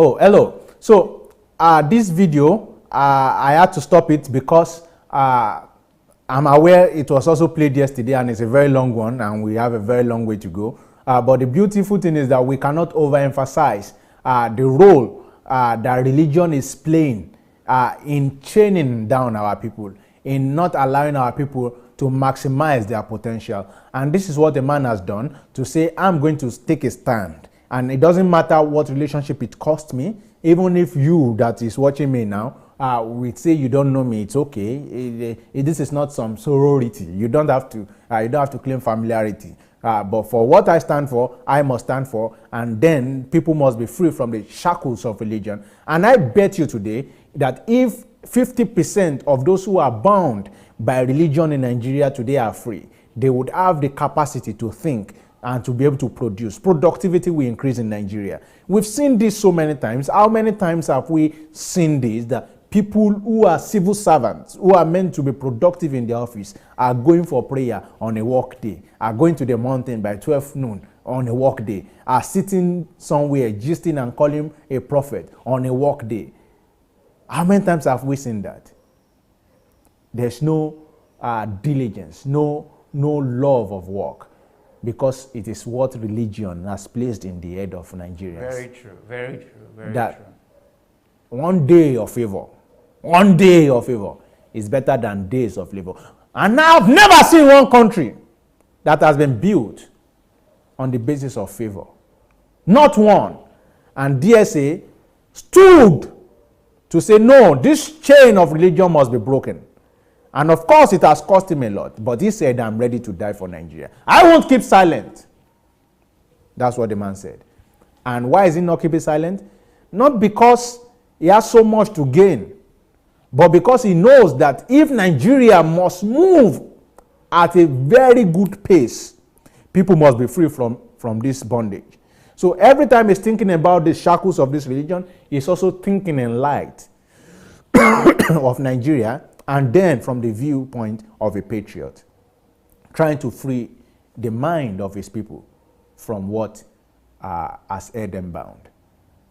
So let's go to the next one, the Biafra agitation. This one is quite controversial, but you trust DSA will not dodge from it. Because it's a patriot, because it addresses the issue of national cohesion. Once a president comes in and says, I swear, and he takes oath of office, he swears to protect the territorial integrity of the nation, of Nigeria. So when Biafra agitation comes on board, a patriot will speak as a Nigerian. And of course, there are issues that have to be addressed. No one can shy away from that. There are people who feel pained in certain ways. No one can shy away from that. It must be addressed. But it must be addressed from the viewpoint of a nationalist, of a patriot. And let's see what was DSA's, what was one of his points about the Biafra agitation. I just want you to comment a bit on this whole issue of Biafra. Yes. You know, because we have a lot of people, even some people are saying that it is the will of God probably for the Igbos to become their own, stay on their own, and become the Biafran land. And a lot of people are actually gunning for that. What would you say? What's your comment about that? Right now, Nigeria is the 7th largest country in the world. Right now, Nigeria is the 6th largest producer of agricultural products. Right now, Nigeria is one of the fastest growing economies in the world. By the year 2050, it's going to be it's going to be actually the fastest growing economy in the world. Right now, Nigeria is recognized and the whole world know Nigeria just because of our population, thanks to the fact that we have so many nations that have come together. Even Europe, where they have small countries, because they divided over years because of war and differences, and their languages are different, their culture are different. So in Europe, you have small countries. There are so many. Now they are all coming together to become one, because it's foolishness to be small and be alone. And then the same thing with America. They were small before, but they were just 13 states. But they expanded and got all the Spanish, territories together, from Mexico, from France, from everywhere, and got everything together and became the large country they are. Our largeness and our unity and our diversity is the biggest problem we have. Nobody would have been talking about Biafra, even about Igbos, if not because they are in Nigeria. For example, it would just be like one of the African countries. Togo, Cote d'Ivoire, Guinea Conakry, Burkina Faso. It's just one of the small names, just another name added to it. But nobody is talking about it. But when you are vast and big and diverse and 200 million almost like Nigeria, you cannot be neglected. But when you are so small, egoism doesn't enlarge. It kills. It's just like I think it's a form of growth process. When a child is growing, first of all, it depends on his parents, on a mother, to be fed, to be told what to do. Then when he gets to the age of adolescence, he wants to be independent and say, no, I'm now on my own. I know how to do things, but I don't need anybody. I'm the one, I know. But later on, when he gets to maturity and old age, he comes back. He wants the family to be together. He wants to marry. He wants to form a family. He wants to be around people. Then, when at his very old age, all the children are gone. He's now begging them to come back and anything like that. That's just the process of growth. So I think Nigeria is going through that process, and what Biafra is experiencing might be it's a feeling of the fact that if we had been alone, we would have been better off. But my own thinking is, what is disturbing you now for being better off? Nobody is, not a Yoruba man is ruling you in your state, not an Hausa man is ruling you in your state, not a Benin man is ruling your state. You have your own land, you have your own people, you have your own territory, you have your own governor, you have your own assembly or houses of assembly, you have your own elected leaders. What is disturbing them from making a difference? Are they not Igbos? Are they not your own people? Why can't they make a better life for you and for their own people? So, and apart from that, even right now, being in Nigeria as a whole has been a blessing to Igbo and Yorubas, because Nigeria, because we are together, we are all enjoying the oil of the Niger Delta people. And that oil is being divided by all Nigerians, and some part of it is going to the Biafra people also. But can you imagine the Biafrans alone? They will not get any allocation from the federal government. Right now, even with allocation, some of them cannot pay their salary. They cannot even survive. What about what will happen without allocation? So all of us have been blessed just because we are together. And it's not just because of the oil from Delta. There are other products and other revenue coming from other areas of the country also. And the oil is going to dry up soon, and other things are in other places. And we are still dividing it among ourselves, and it's helping all of us. So I think unity is always better than divisiveness. And then the beauty of diversity, as you just mentioned. I have a whole article about that. A whole article about that. Wow, thank you, Pastor. All right, so we have listened to that, and that is just how he thinks about the whole situation, because you understand that patriots know that schism must be addressed but must not be allowed to fester, because whatever makes you split will keep making you split. That's just what it is. Because at the end of the day, you find out that even within the southeast, there are still nationalisms of different states. There are people who believe we are Enugu, people believe we are Ebonyi, and some people believe we are the real Igbos or otherwise, So there are still going to be talks of that. But let's address the issues. What are the issues? Why is it that things are not working? That's how patriots think. We have governors. How are they performing? Are they using kerosene to buy our vote, just like we've seen in some states? And then who are we complaining to? What are the senators using the constitutional allowance to do? What are the House of Assembly? What are they doing? Are they making laws that will that will make the state prosper. You know, we've seen a state, for instance, Ekiti State, for instance, just to give this example before I run to the next. There was a governor that was there, and everything about the state was just cutting pomo and everything, nothing really productive. And another guy came, and the story changed. That just shows you that administration of who is administering the state also matters. And if it is your people, our people that are still leading us, then we must ask questions in that light, that who are we allowing to lead us, even within the local context, to the state context, and then to the, before we now ask the national context. Of course, these issues are valid and they have to be raised, but we don't have to allow schism to fester, and that is how patriots think. And of course, you've heard from the words of the man. So let's go to the next one. There was something called Mavrodi. It was MMM. This MMM, it was like a old pest in Nigeria. And when DSA was saying it, then people were saying, but this thing is working. It's working.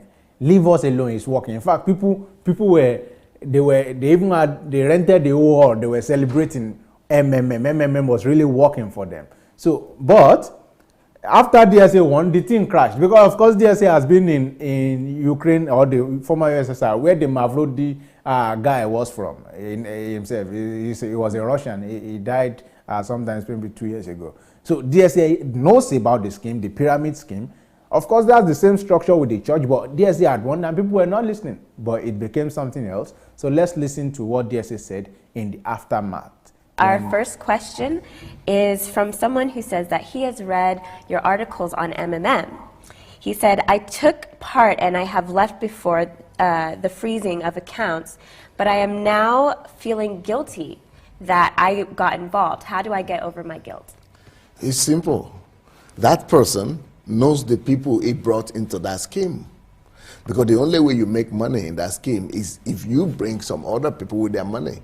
So as long as you have brought some people with their money, let's say you came in by yourself with your money, and then you went ahead and brought 100 people or 10 people.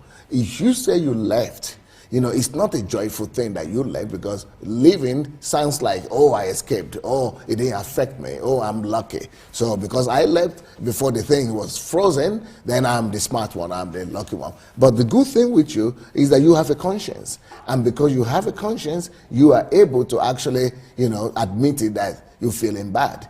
And feeling bad means you are feeling bad for the people you have defrauded. Because if you made money from MMM, it means you have defrauded somebody. Maybe, you know, you might be saying it's not you, you never intended that, but you made money. And the money you made is actually coming from those people that you brought. So if you brought your family members, or you brought your friends, or you brought your colleagues, or you brought your relatives, what has happened is that you actually duped and defrauded your very closest people. Because if you came in to that company with, let's say, $1,000, and now you left with $10,000 or $2,000 or $5,000, doesn't matter what amount of money, that money you've left with is the money that of the people that you brought. So they're actually paying you, and you should know that. They paid you what you call profit. There was no profit, and there is no profit in MMM. MMM doesn't make money. So they only paid you with the money of your relatives and friends that you brought. So if you are really sorrowful and, you know, regretting of, you know, participating in this scheme, what you need to do, if you still have the money, go and look for all the people that you brought into that company and distribute some of the money to them. That's the way out, if the money was paid to you.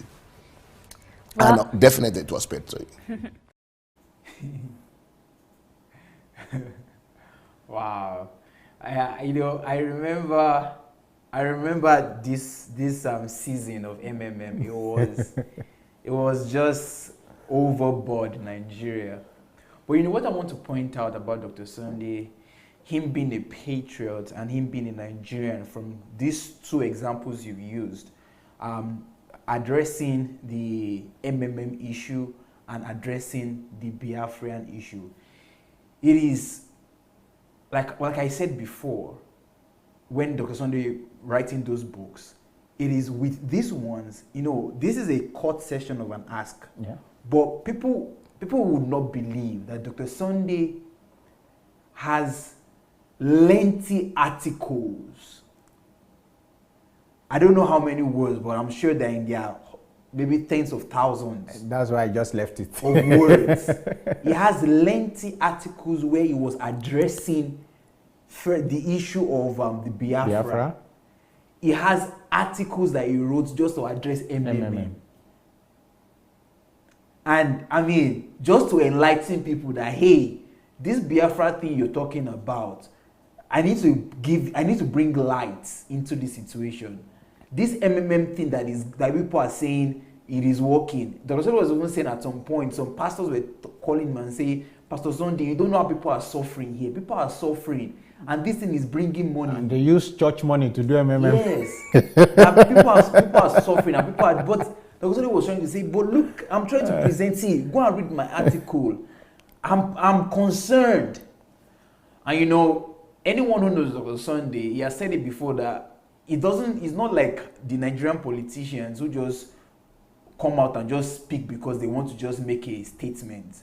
But when he wants to address national issues, like you've said, he addresses them holistically. So he wrote an article for the Biafra, and he also wrote an article for the MMM. And they are available actually. Anyone who's interested in reading the Biafran article or the MMM article, you can find it on his blog. That is on sundayadelajablog.com. So just go to sundayadelajablog.com and search for the article right there. You see the whole article on Biafra, on MMM. So this is just something I wanted to point out. Yeah, and just to point out to those who may be in Nigeria watching now, MMM has changed clothes and it has changed name. Now it's bearing something like Loom. Let me tell you, if you understand Yoruba, Loom is Lumini GBT. If you go and use your money to do Loom, it's still MMM. The result is always same for pyramid schemes. Please learn. And from DSA, I've learned that anything that does not have product and services as the backing for it, it's not worth investing money in. Of course, I had to learn the hard way, but of course I learned. And for me now, it's a principle I've held on to. So if there's no product and services, it's not worth investing in. So Loom, MMM, they are only an indicator to our greed as a people, trying to get something from nothing, you know. So please don't go and enter Lumini GBT. Loom is the same thing as MMM. Don't go into it. Now let's go to the next one, and that is money spraying. You know, that is a very big. Oh, that's a picture that we used there, yeah. And that's a very big phenomenon in Nigeria, and we believe that you are as big as the amount of money you can spray, and that has become somewhat cultural. But is that good? What did DSA think of it? Let's hear.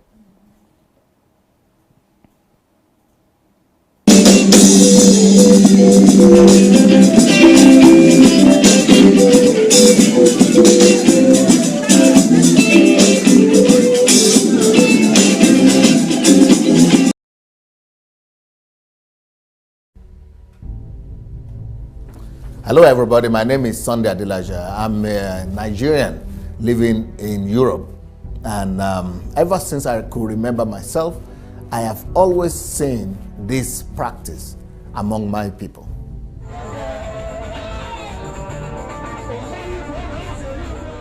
Nigerians go about spraying money in various occasions, several occasions that they have.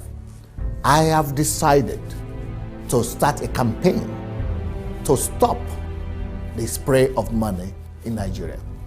So, as a Nigerian and as somebody that is interested in the progress of my people and my nation, I want to challenge our new president who has come in under the campaign to change Nigeria for good and get rid of corruption in our land, to start this campaign by stopping the practice of money spray in our nation.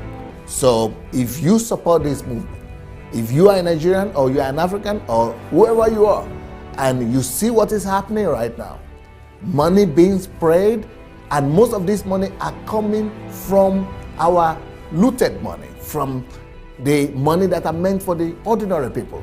Many of these people that are spraying this money are government officials or people who are, you know, some of them maybe might have received the money from some illicit sources or illegitimate sources.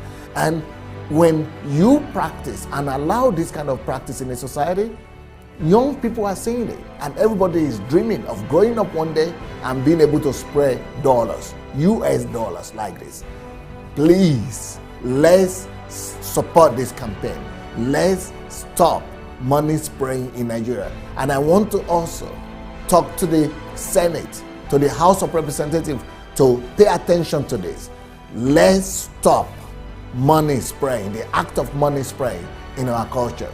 We must stop this if we want to stop corruption. If we don't stop this, there is no way we'll ever be able to stop corruption or bring a lasting change to our country. So, President Buhari, stop money spraying in Nigeria.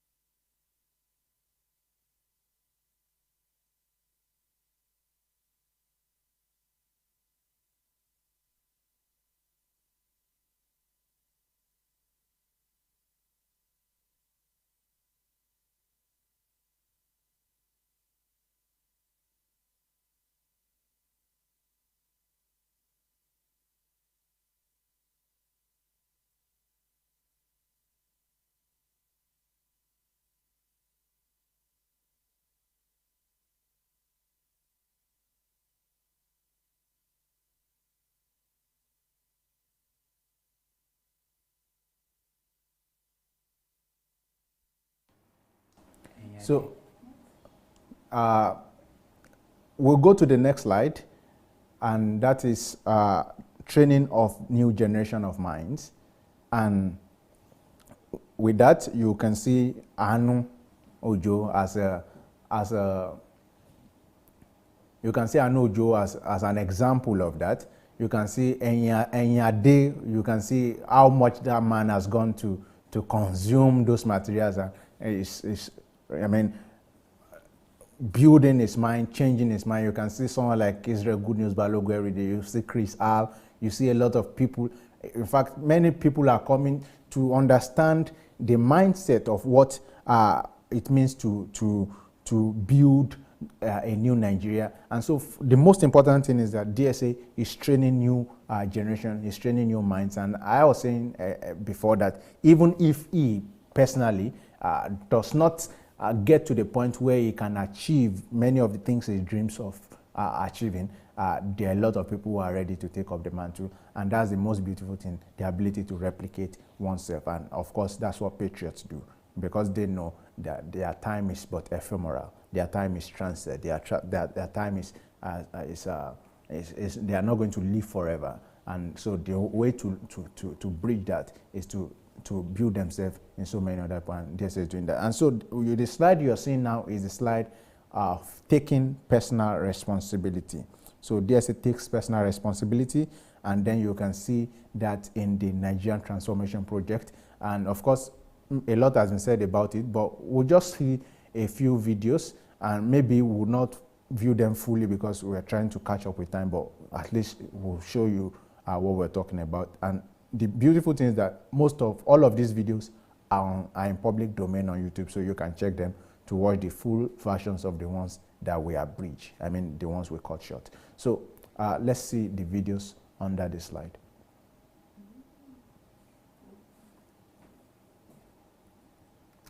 All right, so while that is coming up, the Nigerian Transformation Project is the brainchild of Dr. Sunday Adelaja on how he wants to transform Nigeria, of how he wants to change the course of Nigeria. And so, but it will be good to hear it in his own words, and that's why I got the video. So we'll go for the videos now. Is the video ready? Okay.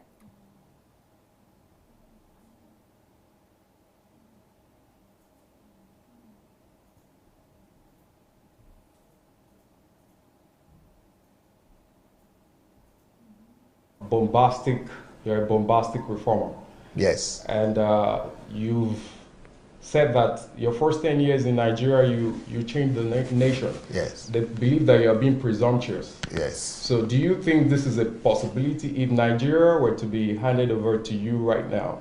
Mm-hmm. Are you saying you're able to transform the nation to a first-class nation within the first 10 years? No. But what I will be able to do in the first 10 years is to put the country on a rail, to influence the country in such a way that the country will begin to go in the right direction. So it is not about what I'm able to do or what I'm able to accomplish myself or in my lifetime, but it is about what I'm able to trigger. So I'm good, by the grace of God, by the time I'm in Nigeria for 10 years, everybody will begin to see the change, visible change, more than what we have seen during Buhari right now. It will be so visible that nobody Nigerian will be running away, will try to run away. They will see possibilities, they will see improvement, they will see growth, they will see, development. But it's still going to be a process. The plan that I have for Nigeria is for 50 years. So, but in the first 10 years, we would have moved and shifted the nation in such a way that it will be impossible for everybody now to begin to see the difference and the changes. So I'm not talking about myself. It's going to be a whole team of people. I might be one of the leaders of that movement, but it's going to be a whole bunch of people that we're coming together and that God is prepared and is preparing to be able to handle the challenge of Nigeria. So, but it's not by might and it's not by power. And it's also not being presumptions, like you said. So it could look that I'm just being presumptions, but also you have to look at what I've done. And you have to also look at what I have on the ground. For example, when I talked about one of the reasons why I didn't support the young presidential aspirants like Shomore or Mogalu is that even though Mogalu wrote a book about his plans for Nigeria, but it's all theoretical. They are all coming from the universities, that the things he got from Harvard, from the Yale, from different places. They are all from textbooks. They are textbook reformation, nothing practical. But with Shomore, for example, nothing like that. He just wrote political program, but no blueprint, no master plan. So no concrete system and structure on how to transform a nation. They don't have an idea of what it is. Same thing with APC now. They don't have an idea. They're just doing repairs and they are doing their best, but they don't know what it takes. So by the grace of God, I have a plan, and that plan is for 50 years of how to transform Nigeria. Now, I'm not going to be a president. I am not going to be a politician. I don't plan to be, but that is a problem also, because if I would not have any political power or influence, those politicians might be a stumbling block, including the people who are there right now. Who knows them? Because I don't know what they will think about what I will bring to the table. But I'm believing God that we'll be able to surmount the challenge. That is the only challenge I'm having. How the politicians will react to what I want to do, and I hope they will not be a stumbling block to me. Thank you so much for watching our video. Watching that, and I was made aware by the team that I was not heard after the money spraying video. I do apologize for that, and I will try to rephrase what I said. I said that about earlier in the year, that we've seen that the central bank has banned the use and the spraying of money, and it remains to be seen the extent of implementation. We wait to see that, because sometimes in Nigeria they get the stuff right on paper and implementation becomes a problem. But of course, DSA brought up the issue, and even when it was not convenient, because it has become somewhat cultural to people, but as a patriot, he was able to say, no, this is wrong, even if it's a trend, even if it's what people do, but it's wrong and it should be stopped. And of course, officially it's been banned, but in practice, we wait to see the implementation of such policies. And then we went into the slide that was talking about DSA building transformational minds, and that is building the mind of the training of a new generation, and he's doing that by shifting the minds of almost everyone who comes in contact with him, and of course those that come to learn, not for mischievous purpose or just personal aggrandizement, and of course often go back disappointed, but those who actually come for the sake of a renewal, and I'm saying this without the fear of sounding immodest, that one of the first things that I've noticed people learn from DSA is the altruism to nation. That service to nation. People come to DSA, and I've seen quite a lot of generation of people come and go, but one of the first things they learn is that they were called, they are made to serve.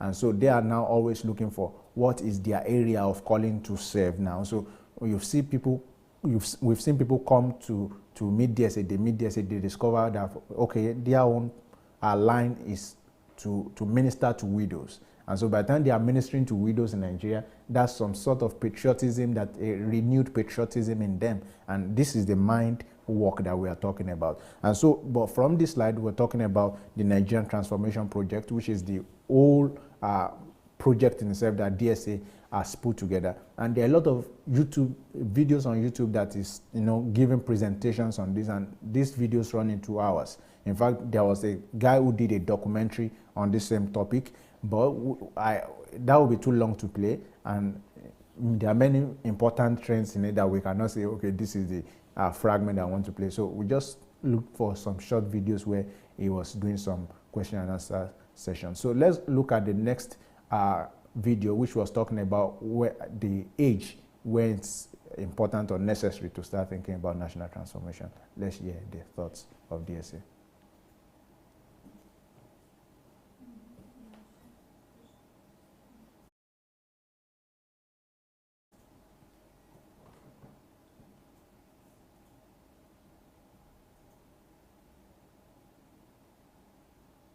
All right, while we wait for the video, I would just like to quickly announce that after Victor's presentation, we would have the opportunity for callers to call in. So if you like to call in to contribute to today's discussion, you can. You just need to go to Facebook Messenger, search for Move Agents, and write to us that you like to contribute to today's discussion. And we would call you when that time comes. All right, so if the video is ready, then we can watch it right now. I'm already in my 30s. Is it too late for me to begin to study to transform my nation like John Wesley and John Calvin? This is totally new to me because I never knew it was possible, but through your articles, I now know I can lead a national transformation. What is your advice? Most people who ever transformed their countries didn't start before 30. Even Jesus started only at 30. Yeah. Okay. So you are in a good company. He's actually in a good age bracket. Yeah, bracket. See, and it.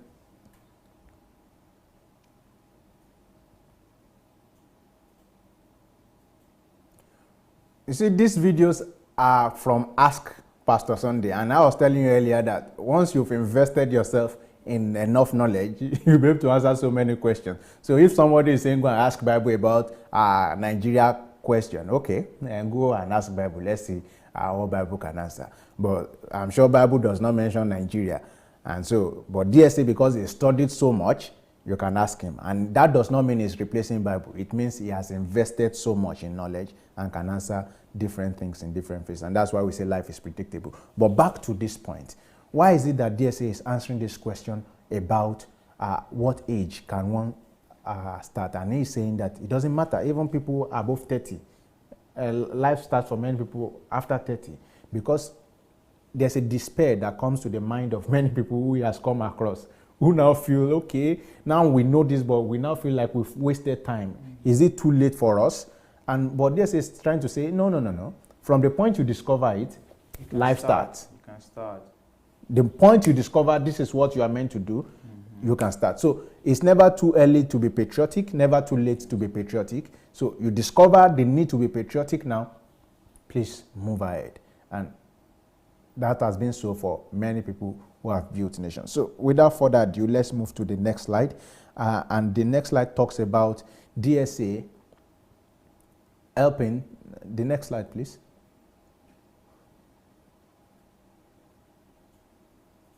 So the next slide talks about national concepts and how DSA devotes its time to discovering and defining national concepts. Now, what does this mean? There are certain concepts within Nigeria that are not known. People don't know that these concepts are needed for a nation to be successful, for a nation not to fail. People don't know that there are certain things that are needed to define the identity of a nation or to make it great. So, but DSA devotes its time to study the peculiarity of Nigeria, to see those things within the Nigerian state that needs to be reconcepted, or that needs to be discovered, or that needs to be reintroduced. For instance, my experience with DSA, one of the most revolutionizing moments for me was after I read his book on Nigeria and the leadership question. I've always wanted to be president. I've learned, even before I met DSA, of what it means to be a positional leader and what it means to be to take responsibility. But what I did not know was that it is a value system of the people that necessarily dictate what leadership would be. And so by the time I discovered that, I now realize the folly in the heart of so many people who are in fact very convinced, very passionate about Nigeria. And we've seen that in the last election. Of course, I will explain it much later in this slide. The passion is there, and you now begin to see exactly what the scripture says, that the labor of fools weary them, for they do not know how or the way to the city. So they are very passionate, they are laborious, but they are just weary because they do not know concepts. They do not understand the idiosyncrasies of the entity called Nigeria, and what first must be changed before even they can be accepted. So they jump into the fray only to be disappointed. So I believe was going to even fall a victim of such, because I would have been going with the idea of, I am a new breed. I am very passionate about Nigeria. I've seen how things are done, in global scale, without really considering first, what is the value system of the people I'm going to meet? Without considering, two, what systems have been built by the people I'm going to meet? Without considering, what are the institutions? I would never have really considered all of those. I'll just jump into the fray. And later, I would say, they did not vote for me. Who would have voted for me? Someone who does not subscribe to my ideology? Now, after I read this book, Nigeria and the Leadership Question, I now saw that the real problem of Nigeria is not in the leadership. Of course, the leadership is a problem, but it is not in the leadership, because the leaders in Nigeria, I now realize, were not imported from China. No Nigerian leader was smuggled through Lome border. So what's the problem? The Nigerian leaders are Nigerians, made from Nigeria, made by Nigeria. Because the problem now is in the value system. So DSA took its time to discover and define that concept for me. Now I understand it. Now there's another common saying in Nigeria. The way these things are bad, only God can save Nigeria. In fact, people will recline on their chair. Some people don't do that position. Some people say, only God can save Nigeria. Some people, they're honest. The way this Nigeria is, only God can save Nigeria. In any case, it's a state of despair. It's a state of not knowing what to do. It's a state of being fed up. But after I met DSA, I now discovered that concept is a myth. You wrote a whole book. Now to dispel that, he didn't just write one line. He wrote a whole book to address that concept and now showing us the concept that it is us who must take responsibility for our nation. And that's what patriots do. They jolt the conscience of the citizens back to life, to take back what really belongs to them. And so God won't come back to save Nigeria. It is Nigerians that will save Nigeria. And so once you understand that, then you begin to see that there's a moral duty that you owe to your neighbor. And so I'm now seeing this again. Let's, we can use America. When the John F. Kennedy will be saying that do not ask what your country can do for you, but ask what you can do for your country. If Buhari says that in Nigeria today, na insult. In fact, it started one, change begins with me. They were insulting him, But that is what it must be, because God cannot save Nigeria. It is you and I, every individual Nigeria, who must understand that change begins with you and I. If it was only John F. Kennedy that said that, it would have been good. But I also read of an American president who said, America today, the greatness of America, we must be reminded that the greatness of America does not lie in what the government has done for the people. That's Richard Nixon. It does not lie in what the government has done for the people, but what the people have done for themselves and for one another. Now you see, this is the secret. These are the secrets of great nations. These are the concepts behind the greatness of nations. Then you are reading from this great scientist, Albert Einstein, that you cannot solve a problem with the same mindset with which it was created.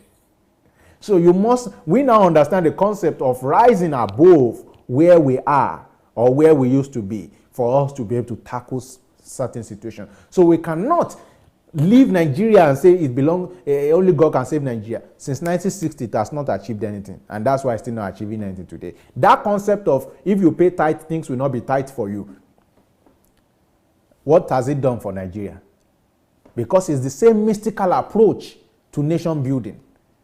When pastors are cursing people who they believe are the bane of the country, the same mystical approach. But now there's someone who is coming to redefine certain concepts that the ignorance of which have been killing us, have been denying us of certain rights and privileges. But now I know that if a man will stand up to take responsibility for just his neighborhood, that neighborhood will experience change. Now I know that the reason why every one of us is working hard is because we want to leave the world a better place for our children. We want our children to live in a better world than we live in. We want things to be better for them. But now I know that if I think only of my children and do not think of those stray children on the street, I now know that the world I think I will be living in a better place, those ones will become the bane to that world. And so if I really want to change the world and I want to live the world, I must pay attention to those ones. I now know, because it's not God that will come and save Nigeria. I must play my part in saving those children. And if you can save that children and those children, and I can save the ones in that street, and we can create amenities that are needed there, can send some people to school there, little by little, we would have changed our nation. And that is why if you look at American universities today, they are being run by private donations. They are being run by private scholarships. You go to, you can search on the internet. You go to a particular school, you see different scholarship boards that private people have donated. You see that there are neighborhoods that are sponsoring particular schools from private money. But in Nigeria, you know what? I think only Aliko Dangote have heard that is paying a certain number of professors for public schools in Nigeria. So private investment are not going into public institutions, and we are saying only God can save Nigeria. When we can do that, and it doesn't matter how little, that 3,000 naira can pay for can send a child to school. I remember when we started Project 30 Before 30, there's a girl who is not documented within the framework of our documents. You know what she needed? She didn't even need tuition, because in Lagos State, it's tuition free, apart from if you are registering for the first time. All she needed was school uniform, 900 naira. You know what 900 naira is? $900 is $3. She wasn't going to school because of $3. So are you telling me that until I came on board, or our team came on board, that there was nobody who could have afforded that $900, but no, that egocentrism, which had become a national concept, was killing us. So, but he is coming now to bring about the rediscovering and redefining of new national concepts, such as altruism, such as letting go of oneself to die for one's neighbor. And then now, when we implement this, things will change for us. And DSA asking the bold question of, does Nigeria really need democracy? Is it really democracy? We will be asking that, a patriot. So let's go to the next slide.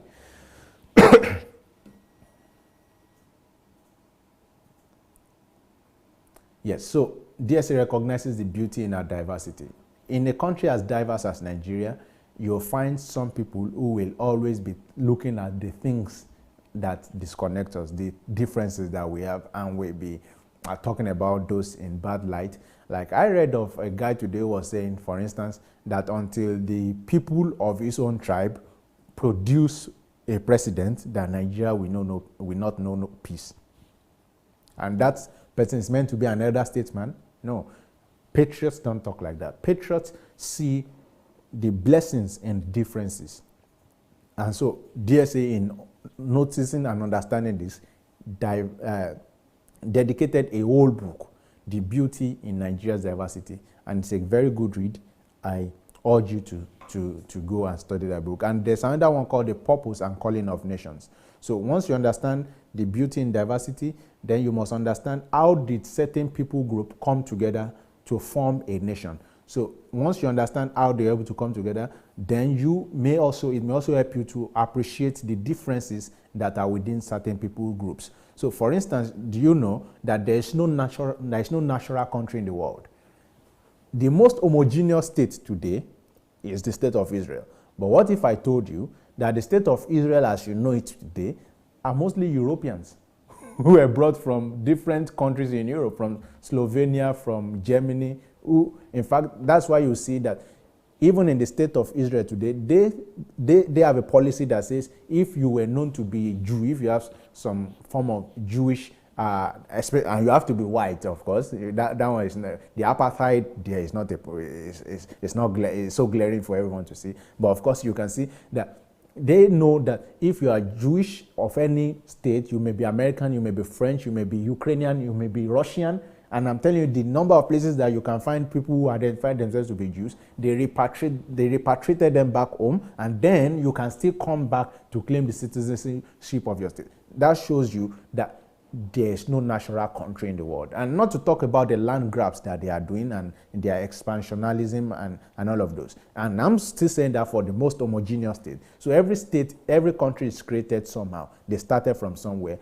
So, but how did they start? You must understand the purpose and the calling of those nations by going into the documents of how they started, their emblems, their anthems, their pledge. In all of this, it shows you how differences are being managed and how the nations were built. So it will help you understand the diversity. But DSA has, he's done not just a study, but he's been able to put that into thought and been able to pen something down. And that's what patriots do. They help to show and to help the citizens to recognize the beauty in the diversity of nations. So let's go to the next slide, please. Now, this is very interesting because this talks more of its Africanism. DSA understands history and then it projects the future. Now, the historical part is that DSA he studied history. Now, in this book, How Africans Brought Civilization to Europe, explains the history of what it means to be black, of what it means to be African, and the pride that emboldens such history. If you've ever heard of the Moors, if you've ever heard of the black people who conquered Spain, if you've ever heard of a lot of Hannibal, a lot of black people who at one point or the other left their footprint on the earth, you need to read this book, and then you see that the civilization Europe pride itself in today, many of the cultures that they pride themselves in today were built by Africans. But that's in the past. Now in the future, or in the present, we see that Africa is not the story of the greatness that we agree predates our history. The richest men in the world used to be Africans. In fact, many years before George Washington, Columbus rather, discovered America, a black man had been there. Many years before, he had been there. So, but in the state that we are now, it doesn't really tell the story of the greatness that we once used to be.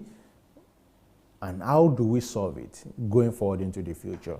That's why DSA wrote this book, How Every African Nation Can Become the First World Nation. So it's not enough to tell history, but the question is, what history are we creating? What will the next generation learn about us? And so he's so concerned about that, and so he's written that book, and I think it will be a good read. Do you want to say something about that? Yeah, I think I just want to just weigh in. You're doing a great job, but I want to talk about this slide particularly. You know, you've said so much about Dr. Sunday being a patriotic Nigerian. Yeah.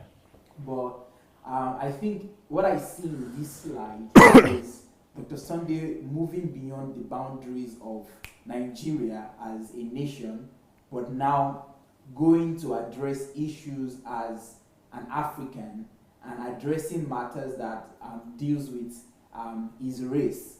You know, it's one thing to be a patriotic Nigerian or to just be loyal to your nation, but it's another thing to address matters that has plagued the African continent as a whole, and some stereotypes that has plagued the black race. You know, there's a lot of questions that people ask that, hey, is the black race cursed? And even some Europeans, I must say, the Europeans and people who have the white color and everything, they look at Africans, or they look at the black race, and they think just by virtue of our color, they have some sort of superiority over the black race. And sincerely, this has gone deep into the mindset and the functioning of most Africans or most black people, and we see it evident even in America. We see a lot of, they even coined a word in America, and they say people of color. So they call themselves people of color. Why? Because it has become a mental stronghold and a major stereotype that has affected the black race, that many people who are black right now, they think they are inferior to people who are white. But, you know, because I have read that book, How Africans Brought Civilization to Europe, and I think it's a book that every African must read so that we can regain our pride as black people. You know, even many pastors have preached and brought out stories from the Bible, how it was Ham that was caused in, that's one of the sons of Noah, and that's the reason why the African race is caused and everything like that. Because Sunday has teachings about this already, and is going to release it very soon. But I think Dr. Sunday addressing that with that book that is titled How Africans Brought Civilization to Nigeria, it reveals, okay, I don't know if I'm heard. Okay, I think I've not been heard for some time. All right, I'm so sorry. I just got information that I've not been heard. So I'm going to come back to repeat some of the things I've said. I said Dr. Sunday deciding to write that book, How Africans have brought civilization to Europe. You know, it's one thing to address the matter or to address yourself as a Nigerian. It's another thing to address a matter that has to do with the whole continent. And Dr. Sunday choosing to address the African and talking about Africans who have brought civilization to Europe, I think it's a great thing, because that would bring back the pride. That will bring back the pride of Africans, that to know that, hey, as black people, we are not cursed. As black people, we are not inferior. So Dr. Sunday writing that book has revealed himself as a patriotic, not just Nigerian, but as a patriotic African, speaking about how Africans brought civilization to Europe. And also the other book that Victor spoke about, which is how every African nation can become a first world nation. I think that just shows that he is a loyal African, someone who is ready to not just talk, but ready to produce something that every African and every black man can read and regain that pride, regain that confidence as a black man. Yes, so that is explicit, and that's very good what you've brought in.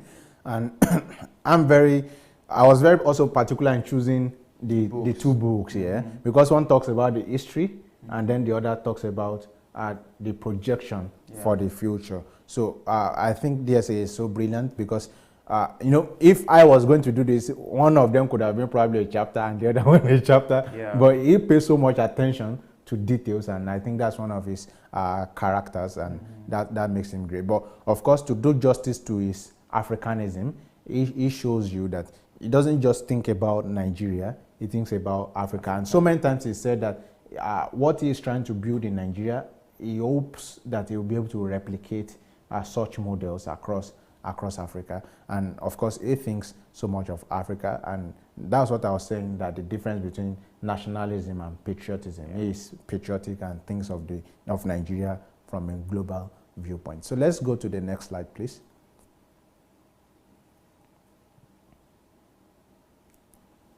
So the next slide talks about the mindset of a reformer. So are you intrigued by what we've said so far about DSA and how he thinks on the matter of patriotism? I want to challenge you, and this is why I put this particular series, this particular slide here, to go back and go to the HMT series on law and order, and then you go to the HMT series on nation building. So these two series, I believe, will set you on the right path to begin to build the right mindset of a national of a nation builder and a national reformer. And so these are the things, some of the things that DSA knows and sets him apart and makes him stand in the ranks of people who can be called patriots. So let's go to the next slide, please. So Pastor, face your calling. How can DSA be going into politics? What concern? Why can't he just? And see, I think because many of you know this, and this is very interesting, and it's just what life is, and I've also learned that. But you've seen a lot of people in the run-off to the election saying, DSA, just face this preaching. If it's only this preaching and not this, or just these pastors that you are talking about, you are good. But once you start coming into politics, DSA, you are missing it. And why do they believe he's missing it? Simply because he's saying something that they do not agree with. And is it possible for me as a person to say something that you do not agree with and I am still right, and possibly maybe you are right too? Does that mean that you have to box me within what you know? Does your right to form an opinion infringe, or must it impede mine to make an opinion? And those are the questions that I believe that DSA is not just asking, but that comes to every patriot, and DSA being one, must also is also asked the question of why is he so involved in politics? Why is he not just facing his calling as a pastor, just to be preaching gospel and possibly just the Elijah challenge? But I think DSA knows more. I know he knows more. I know he knows that politics determines everything. As far as you are on earth, politics determine everything. And that's why those who have power, those who have authority, they know what it means to have a say in the political sphere. And that does not mean you have to have position, but as a patriot, you want to do your best to make sure that the politics that is being played in your nation is the right one. You want to make sure that at least for every part-time, what the nation can afford is the best. So, but in DSA's words, let's listen to why is DSA so involved in politics. Let's have the video and we'll hear that. So why is DSA so involved in politics? But maybe before the video keeps playing, okay, the video is here. Why are you so politically involved? Like, Okay. you are not just a Nigerian, a proud Nigerian, but you are all into political thing, you're all into political question. Why is that, Pastor? And a lot of people, they even wrote that you should be a pastor. If you're a pastor, you should rather spend more time on pastoring than actually going into politics. If you want, you could call me a pastor. If you want, you could call me a politician. If you want, you could call me a businessman. Who am I?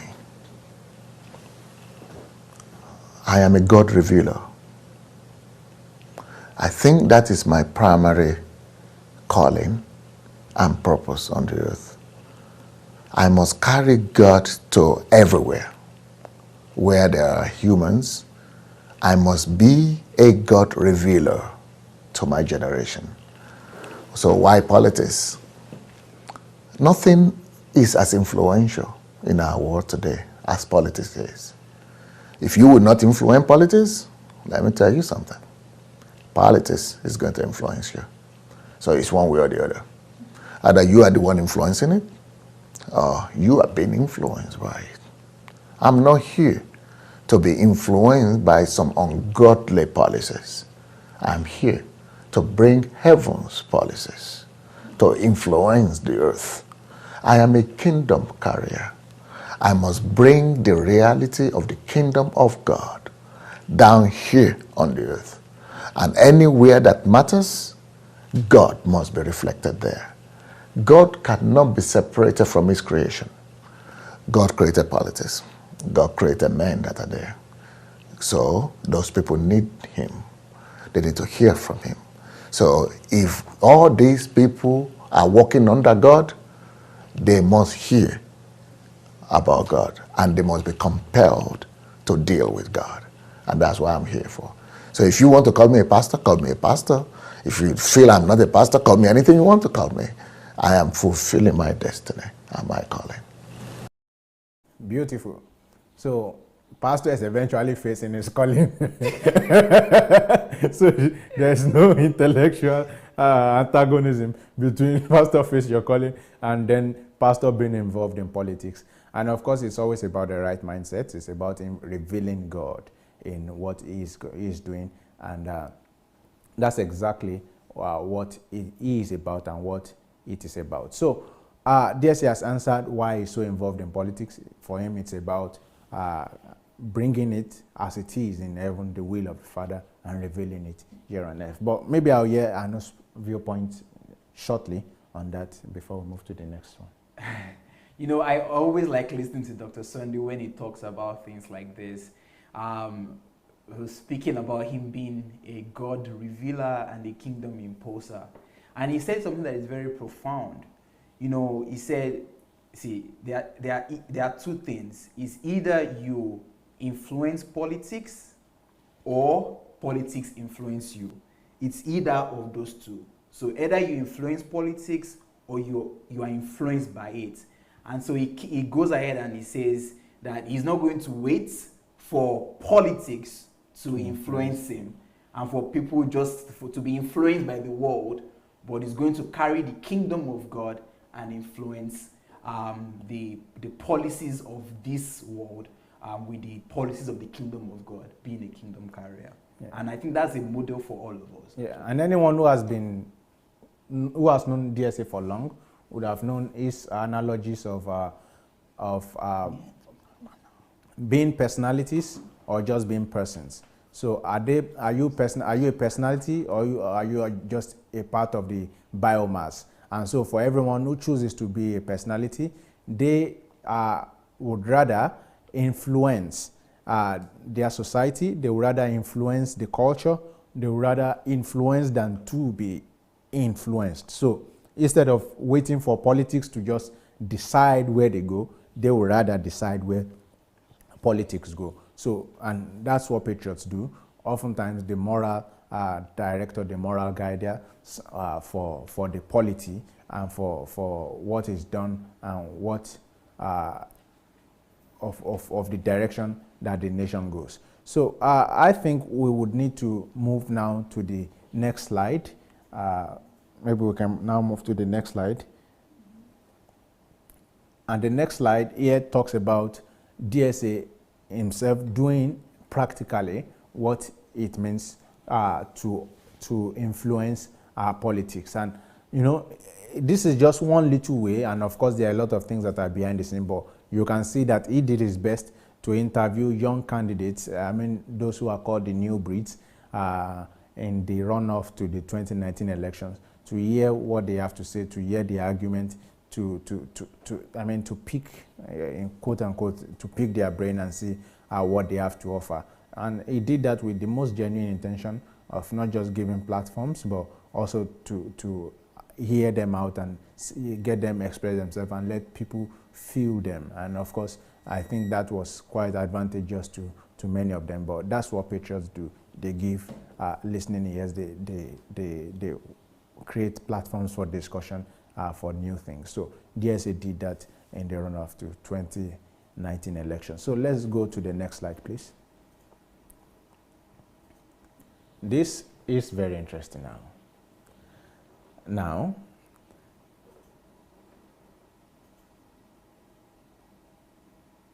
in the runoff to the election, DSA made a whole series of videos and about two guys. That was Buhari, and particularly about Atiku. And for Buhari, people could not really understand why, some people could not understand why he was against Atiku. And some others were saying he was paid to support APC. But let's listen to the man himself. Of course, we will not be able to watch the full video because it's very long. And I want to also encourage people to be getting ready to call. You can start writing it now because we'll be trying to round up. So it won't be long, and of course some of you have seen it before, and it's available on YouTube. But let's hear from DSA. Why was he against the candidature of Atiku? And this is one of the reasons why he's saying, I will be involved in politics, I will influence, I will not wait to be influenced. Let's listen to what he has to say. First, one of your fans wants to know, why are you so passionate about Africa? Because that's my next station. God has revealed to me in a supernatural way that he wants me to.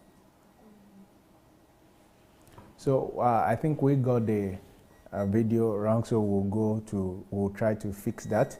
So, but we will be seeing the video on why DSA was against Atiku, and he detailed his point. So we are going to see that. The team is working on that now. And after that, we'll also see his response to those who believed that he was paid to support ABC. Of course, I have my own answers to that, and I won't shy away from giving it at any point in time. So I think the video is ready now. We'll go for it. So why is it that I will not support Atiku? Number one, because Atiku became a millionaire while he was still a custom officer. You tell me in Nigeria, anybody who comes from Nigeria and tell me that custom officers are not corrupt, even if you are not a millionaire. But for you to become a multi-millionaire in dollars as a custom officer, and you said you got, is that from your salary? Definitely. Who pays, what government pays that kind of salary? Definitely not. So I don't need to be told anything else. I think myself. So for me, I have my conclusion about Atiku. That is number one. Number two, if you are a sitting vice president and the international government are chasing you all over the world, America is chasing you, they want you to be repatriated, just like Alamesiega or whatever his name. Alamesiega or whatever. Yes, the Pereira. He's the same kind of guy. So that one, I'm not foolish enough for the whole world, America, to be saying you cannot come to the country. They even looked at his case in the Senate, in the Congress. And his business partner in America is a congressman, was put in jail. He's still in jail till today. That's why he cannot go to America. The case is in Congress. Go to the United States Congress and type Atiku, Abubakar Atiku. You will see official, up to today, his case is still there. So am I foolish to that extent to now be able to elect that one? So okay, that's number 2. Number 3, some people say Obasanjo is corrupt. Okay, if Obasanjo is corrupt, let's assume he's corrupt. But when they were together, Obasanjo and him. Even the corrupt Obasanjo was shocked at the level of corruption of Atiku. And he had to write a book. He had to.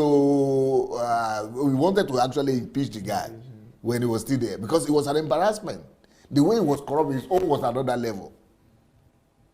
Number 3, up to today, one of the reasons why we don't have electricity, because it was Obasanjo Atiku's government that spent 16 billion.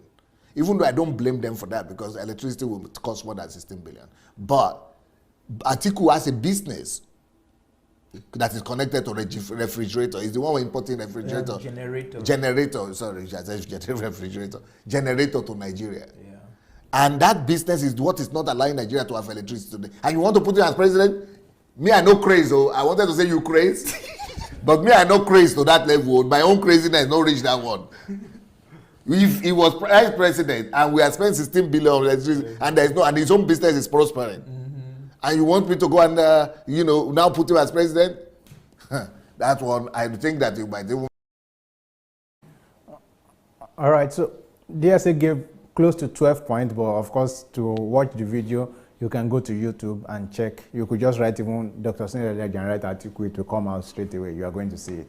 So we are going to see the next video of people asking the question of DSA answering the question, is he paid to support APC? Because at the end of the day, he had to support APC and he had his reasons for that, even though he was not so impressed with the performance of APC in their first term. But given the complexities of everything, he chose APC, and some people could not believe that he could have made such out of a free choice. But let's listen to what DSA had to say about the question.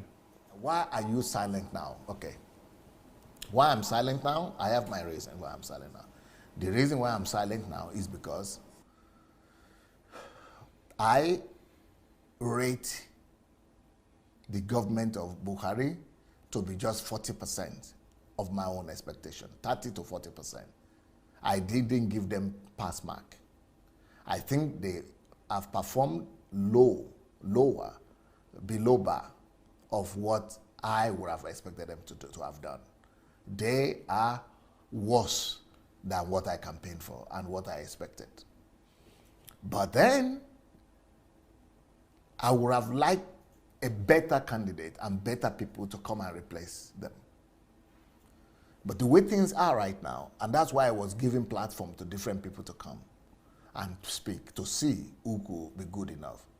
From the people that I interviewed, there are 3 people that I think might be good enough to replace Buhari.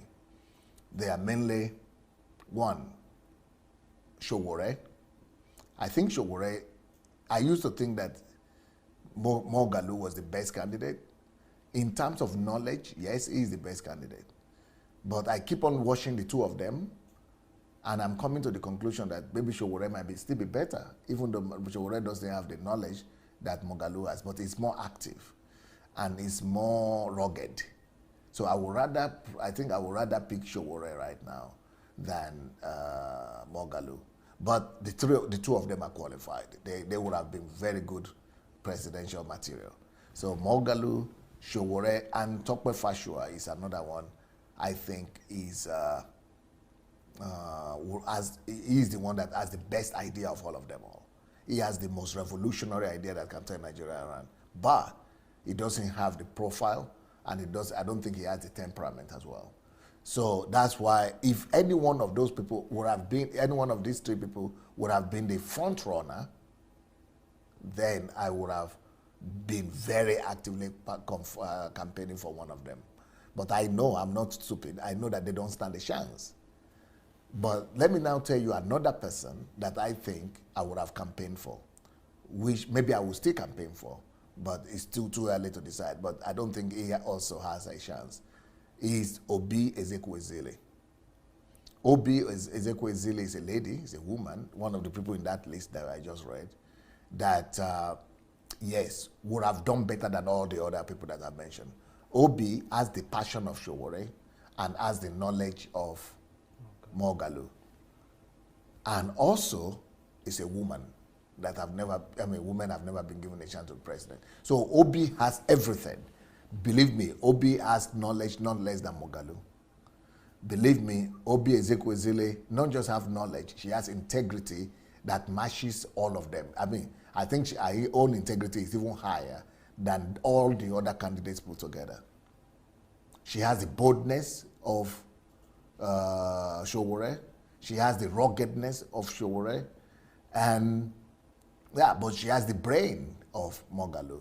And then she's a woman and she has the experience. No, she is the complete package in this. Out of all the candidates that are running right now, the best person right now so far is Obi Ezekwesili. Now, will Obi Ezekwesili be allowed to win? I don't even think she has the money. I don't even think they will give her the money to run, to win. And one of the big disappointments for me is that, apart from me, who know her very well, no, maybe, yeah, but there is somebody that knows her better than I do. And that person is I'm very disappointed that that person didn't support her. Because if that person would have supported her, maybe she would say that she would have had a chance. But that person is playing politics. And maybe also that person refused to support her because he also knows that she doesn't stand a chance. If not because of that, that would have been the best presidential candidate right now. So the person I'm talking about that knows her and should have supported her and be there for her is Obasanjo. Obasanjo was supposed to have supported and mobilized the whole country to support Obi. But since that didn't happen, I really see no chance with Obi right now. I don't see that Obi will win. Now, somebody who told me that, okay, if you say Showore is good enough, why wouldn't you just campaign for him and make him win? Number one, because I don't want to fight a battle that I already know that I don't stand a chance in. Number two, I have not seen the structure and the system that, I like to do everything predictably. That's why I have a book that is called Life is Predictable. People who know me will tell you that before Pastor Sunday declares something, he has calculated it with backup plans. I would have liked to see such a plan from Showore or from Mogalu or from Obi with backup plans that with their cup is full and running over, that they are going to win the election. And I don't see that such a plan. For example, let me tell you what I'm saying. Let me just make a comparison. What Showore is doing, that's exactly the way I would have done, because he has revolutionized politics in Nigeria. That is exactly, he's doing everything right. He's doing everything right. So that's why I put him ahead of Mogalu now. But they don't have structure. I need a system from him. What he's doing right now is a one-man show, even though he's so brilliant in that one-man show.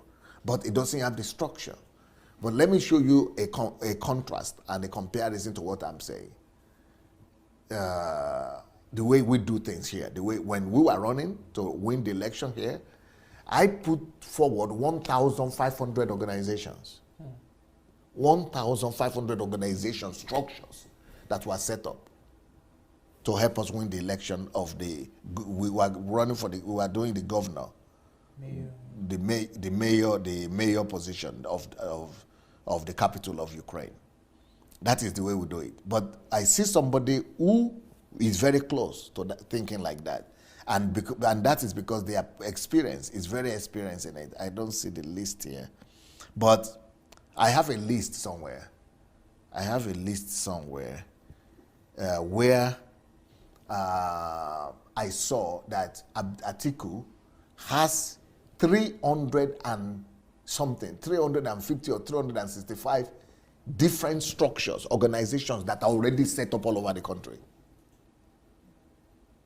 Funded, financed, that are going to be just doing the work they are going to be doing every day, morning till night, is campaigning and mobilizing for him.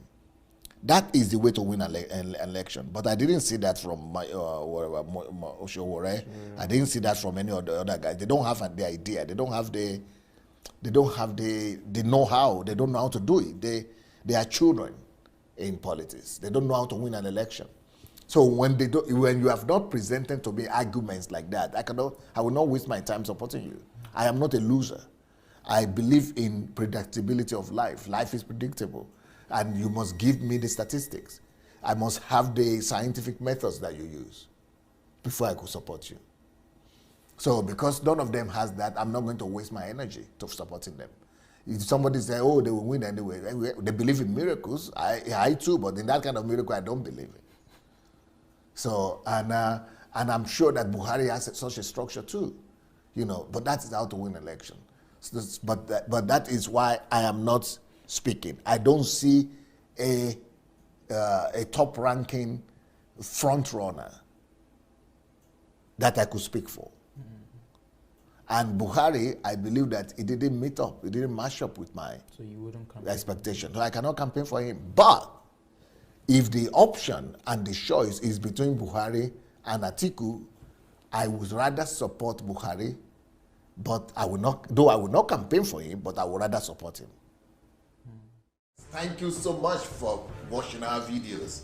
Now, we need to spread this word, and we need to do it together. For that to happen... Yes, so please can we go to the next slide? So the video we just watched, can we move to the next slide? The video we just watched actually explains this slide of why will a patriot not support the new breed.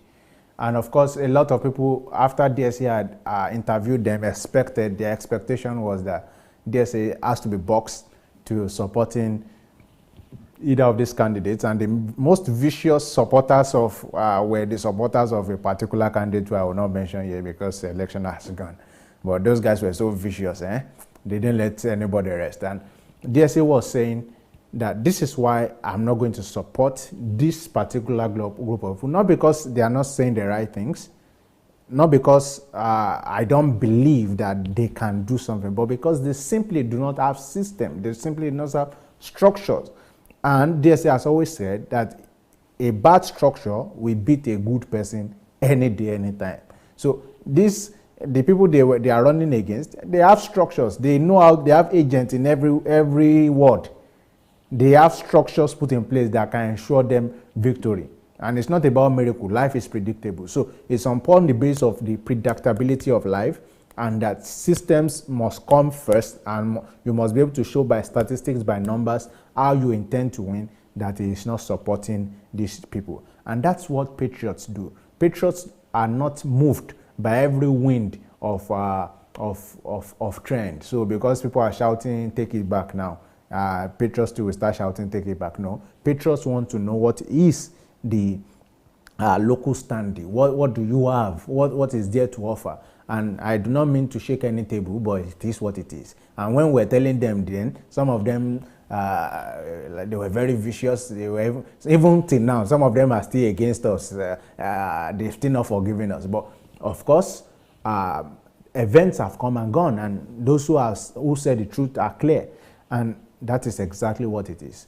Patriots stand for the truth, irrespective of how unpopular it is. The truth is, these guys, very good. No doubt about that. They know something. But do they have the structure to win an election? No. Okay, let's look at what's happening now. After how many months? The guy in the middle there, very brilliant professor, he has quit politics. It didn't even last 1 month post-election. He has quit politics. So someone who will quit politics just like that, you wanted us to support him, then what would have been the fate of someone like me now? joining the party on the basis of his person, and now he has quit politics. Would I now quit? No, there was no structure. They had no, beyond the rhetorics of words, they had nothing to show for it.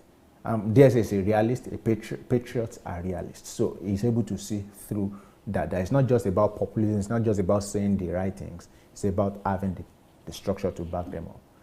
The other man who is always in New Nigeria, he believes that because he has 890-something thousand people following him on Twitter, that's going to translate to vote. Now, how do you expect me to support such a person? So that's just what it is, no structure. So at the end of the day, you now put all their votes together that they got in the election. It was less than 100,000 votes. And then you now see what they say, Enu Oshe, Ariwo Koni music. And that's a song by a Nigerian musician. It's not about words. It's not just in the multiplicity of words. It's about the structures you built to be able to achieve. It's empty barrels that makes the loudest noise. So it's not about the noise, it's about the actions, and the actions are seen in the structure. So it's not personal, it's just what it is, principles, and life is predictable. So it's the predictability of life that makes someone like DSA say that irrespective of what they call themselves, new breed or new shoot or whatever it is, they do not have what it takes to win an election. And so as much as he loves them personally, respects them personally, see there are traits that he sees in them that are good and that are amiable, but when it comes to election, it's about reality. And when reality is faced, then all the dice are on the table, the cards are on the table. You have to pick on the basis of reality. So I would like us to go back to talk about okay, maybe Anu wants to say something. Well, I think you said it very well. Just speaking about this, I remember when Dr. Sunday was talking about why he's not supporting the young breeds or the new breeds, as you put it there, but supporting Buhari. And he explains in that video, talking about structures, systems. You know, I didn't quite get the whole picture of it, really. Although I know Dr. Sunday, for him to say that, he knows what he's saying. But you know, after the HMT... Oh, it was after the HMT you got it? It was after the HMT where he had the HMT of systems. Anyone who listened to that HMT would see exactly why... I mean, it is futile to start any endeavor without having systems. And now imagine someone putting all of his weight and everything to support someone that does not have systems and structure. It's like you're not thinking. I heard of people in diaspora who put all their life savings to support such a very good agenda in Nigeria. But now, where is it? And the question is, where is their life savings? So it's like making a bet. That's like playing lotto. You have to be sure of your cards. And that's why systems any day beat just mere talk or just passion.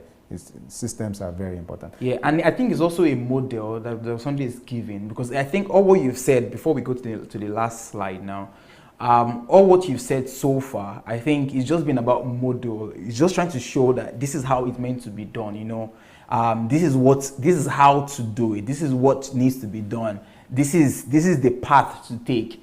Look at all of the books he has written. Those are just different systems that are in those books. All of those books are all systems, you know. And also coming to talk about this new breed and everything like that. It's just about the systems and the structures that needs to be built for national transformation. And you know, Dr. Sunday always says that, I mean, if at all he has any anointing, the anointing that he has is an anointing for nation building and for national transformation.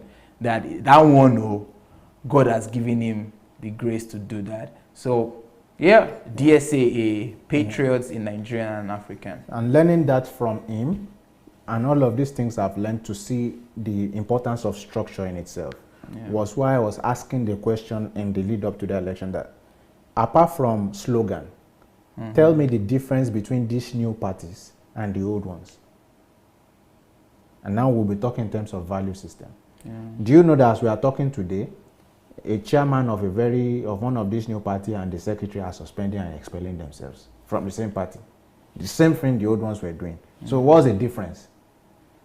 You understand? Because there's really no difference apart from the modeling and the slogan and all of these things. So those are things that we see. We look at things for the value that they possess, not just for the marketing that it was given. And so that's why DSA had no choice but to support Buhari in the course of the election. And if you are a person that believes that you can take decisions without being paid, then it should be very easy for you to understand that DSA took his decision without being paid. But of course, if you are the kind of person who needs money before you take actions or have convictions, then of course, if they say it was paid, then you believe it.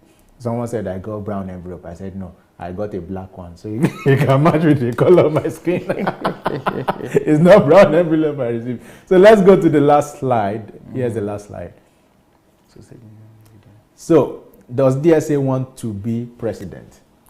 Now, of course, I will let DSA explain himself, but I'm sure you can see the poster there.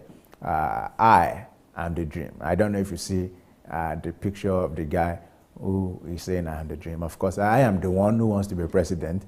I am the one who has been saying I want to be president, and I've been privileged to sit and to learn what it takes to sit and to get all of this knowledge about structure building, about law and order, about all of these things that are necessary for the leading of a nation. But a lot of people think that DSA is doing what he's doing because he wants the position.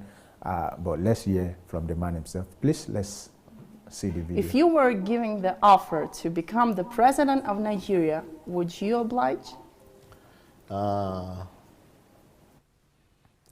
think that's a fantastic question. I don't think it's a realistic question. Number two, even if it happens today that anybody proposes me to run for presidency of Nigeria, I am not going to oblige for the simple reason that I would think it's a demotion. It's not a promotion, but demotion. And the reason I would think it's a demotion is that a kingmaker is probably more significant than the king. So I would rather be somebody that raises up kings, raises up presidents, prime ministers, ministers, develop them, tutor them, train them, and release them to their destinies, than somebody going there to vie for an elective position.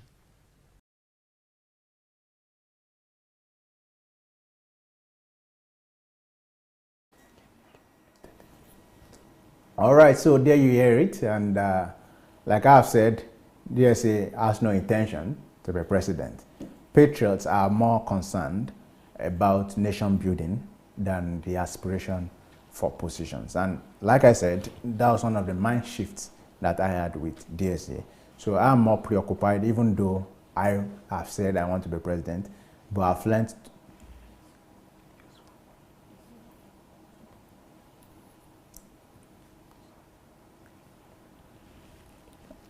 Hello, I want to believe, can I be heard?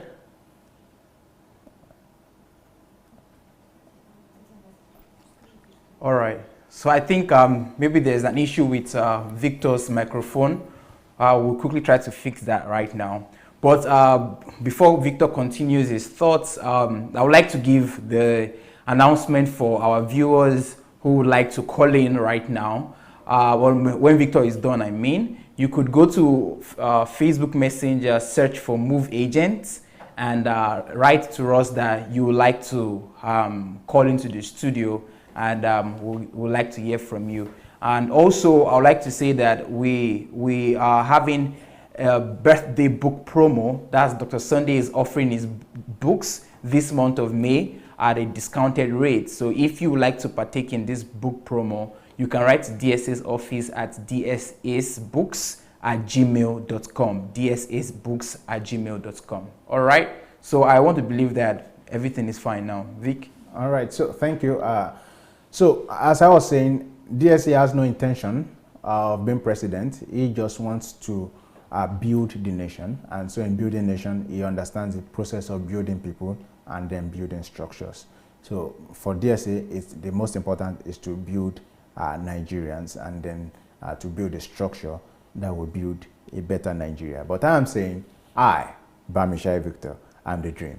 And I thank God, and I thank the universe and everything that makes it work for the opportunity to have been able to encounter Dr. Sunday Adelaja at a critical juncture in my life, where I can still be molded, I can still be shaped into form, and I can get better with quite a lot of things. And like I've said, one of the books that have really transformed me is the book Nigeria and the Leadership Question. And as an aspiring leader in Nigeria, I was able to see the things that I was thinking wrong, and the over-importance that I had placed on self, and where I needed to take a step back, and the things I had undervalued, and why I needed to bring those up.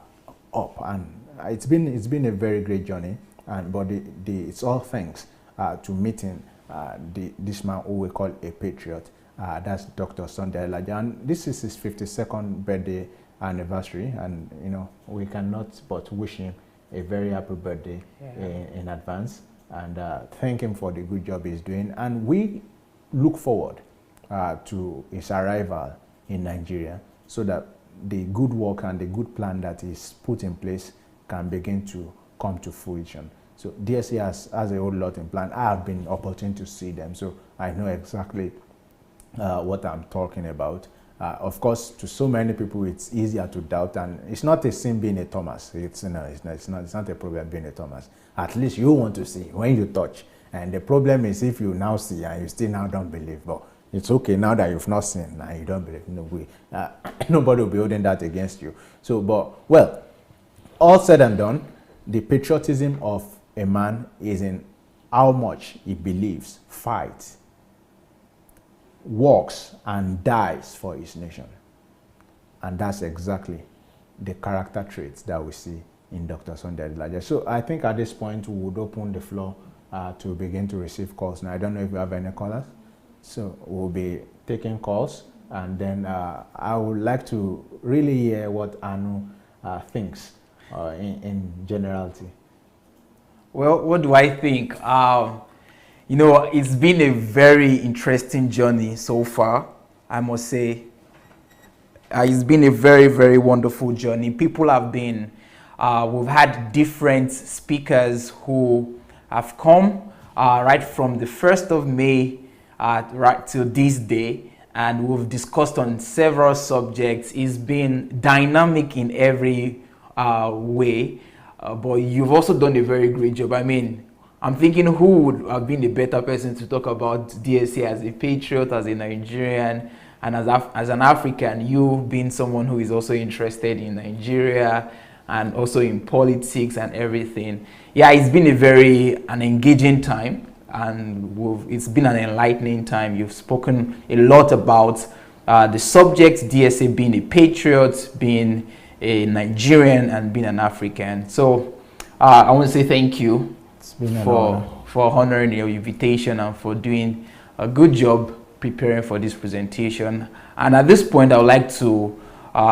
say that we are ready to receive calls from our viewers who would like to contribute to today's discussion. So as soon as we have a caller, we'll get it. The caller I can see someone saying, how do I call? So the way to call is to write on Facebook Messenger, write Move Agent, and say you want to call. So go to Facebook Messenger, find Move Agent, and write us there that you'd like to call, and we'll be giving you a call. So all right, yes, and there is this latest book I want to announce. Everyone who is listening, you know, if you are a parent, you are so going to love this book. The title of the book is How to Build Friendly Relationship with Your Child. You know, how many people get to read books to prepare themselves for parenthood? Very few. Or how many books would you find that will prepare you on how to be not just a father or a mother, but how to be a parent and how to build friendly relationship with your child? So this book was just released, I think, 3 days ago, and right now it's on pre-order. So I would like every parent out there who is listening, and if you have a friend who is a parent who is trying to build a friendly relationship with their kids, this book is a go-to book. So please do well, get this book, pre-order it right now on Amazon. How to Build a Friendly Relationship with Your Child is the title of the book. So please do well to get it. All right, so I think we are preparing to have a caller already. Okay, so let's have the caller. Good evening, caller.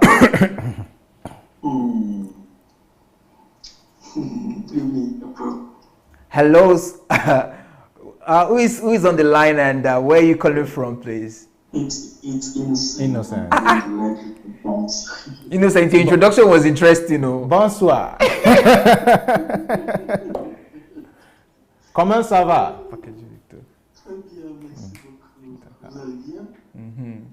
Très bien.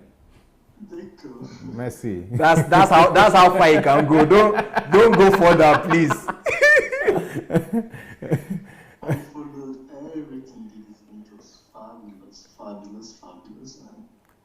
and the producer was great. You're getting used to this media lifestyle. Thank you so much for contributing. I think nobody can discuss. You might have to speak louder, Mr. Innocent, so that we can hear you. Can you hear me now? How about the sound now? All right. Yeah. So just speak closer so that we can hear you well. Yes.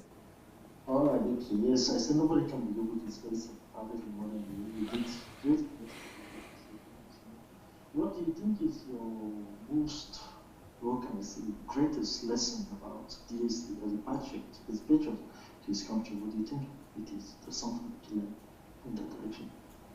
This is the question. Yeah, for me, his greatest contribution as a patriot is in his intellectual contribution. If you study nations and you see nations that actually value intellectualism, you will see that most of their founding fathers came on the basis of intellectualism in terms of drawing up and drawing the model in which and the direction in which they want the country to go. So if you look at America till today, you will always hear of people they call founding fathers, right? It's because they've been able to draw up intellectual conversations that have led and that has given direction, right, to where the nation is going. So for a nation such as Nigeria that was coming from the shadows of the English people, right, we've not necessarily had so much conversation revolved around our nationalism, around being a nation in terms of the Nigeria as a concept. We've seen more of people describing us in the skis, in the divided portions, right? But once you look at the works of DSA, it comes to talk of the Nigerian nation state and how it can be moved forward on an intellectual basis.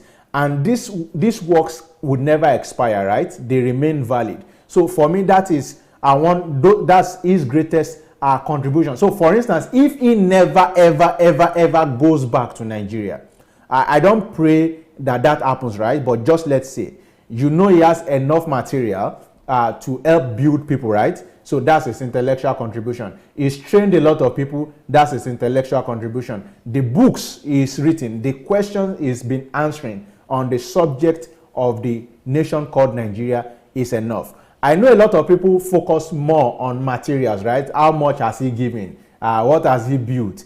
But of course, we've seen how buildings expired. I think in my village, my grandfather built probably the first, or my great-grandfather built probably the first story building. But if you go back to that story building now, it's nothing.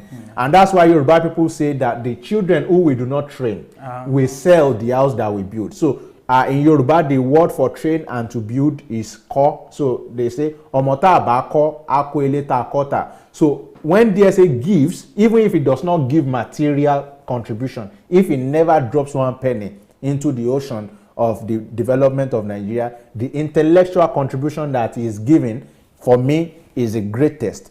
And the concept that it describes, you will need to read at least 5 books to get what you get in one book. And I can tell you that because I've read so much. The nearest person who talks about nationalism and that you read in such context like that is Awolowo. But for Awolowo, even he does not understand the trends of this time.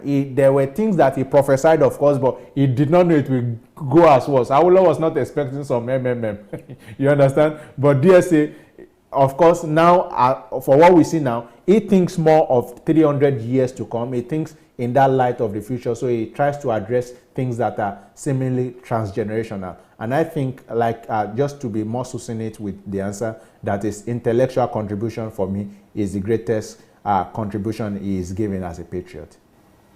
Okay. That's great. That's wonderful. I wasn't expecting that anyway. But I'll just leave you with a few comments. Just a few comments about your performance this evening. I think it was great. You did your performance without any so much note. It seems so simple to you. So it shows how far you walk. You personally. Mr. Innocent, you are losing your voice, so. What is the problem with this technology? How about now still? Yeah, okay. You could just speak a bit louder. Yeah. Like what happens is that when you speak, it's as though you speak and then your voice begins to wane and then it comes back. So maybe bringing it closer to your mouth and then increasing your might help. Okay, how about now? Is it clear? Not quite. Okay, how about now? Okay, yes, now the miracle has happened. I tried to play a different shape, but I don't know. Yeah. Okay, that's it. Yeah, so I was trying to leave a compliment for your performance, and I was saying that you did effortlessly your presentation, everything without any paper and anything, and the topic just flow like that. So I think it is a sign that you know your topic very well, and that's very good, and thank you. So continue that way. I think that's all I have to say. Thank you. And with the help of Anu, things always go easier. Yes. I know, Ax very intelligent because I've observed him the way he tried to trick people and tried to make you speak. When you try to divert from him, just speak. I don't know, that was the presentation David first, I think. The presenter, yeah, he was presenting with, what's his name? The name is just in my head. He tried to divert from the topic, but I know make sure that he maintained the conversation. That was a very smart, intelligent move. I was like, okay. He knows what he's doing. Thank you. Thank you very much. Thank you for your kind words, sir. It was good hearing from you. Thank you. Thank you. Well, do we still have callers? Okay, I guess Innocent is the one that would receive his call today. Well, we've had a long discussion, but quite engaging. I would like to say this to our viewers once again. Well, you know, we're celebrating Dr. Sunday's 52nd birthday. Many people might not understand the reason behind this kind of celebration. But, you know, beyond it being Dr. Sunday, if you've been following this program from the first day, I believe that you would see that it's actually not about Dr. Sunday, but it's about you, it's about me, and it's about the whole world.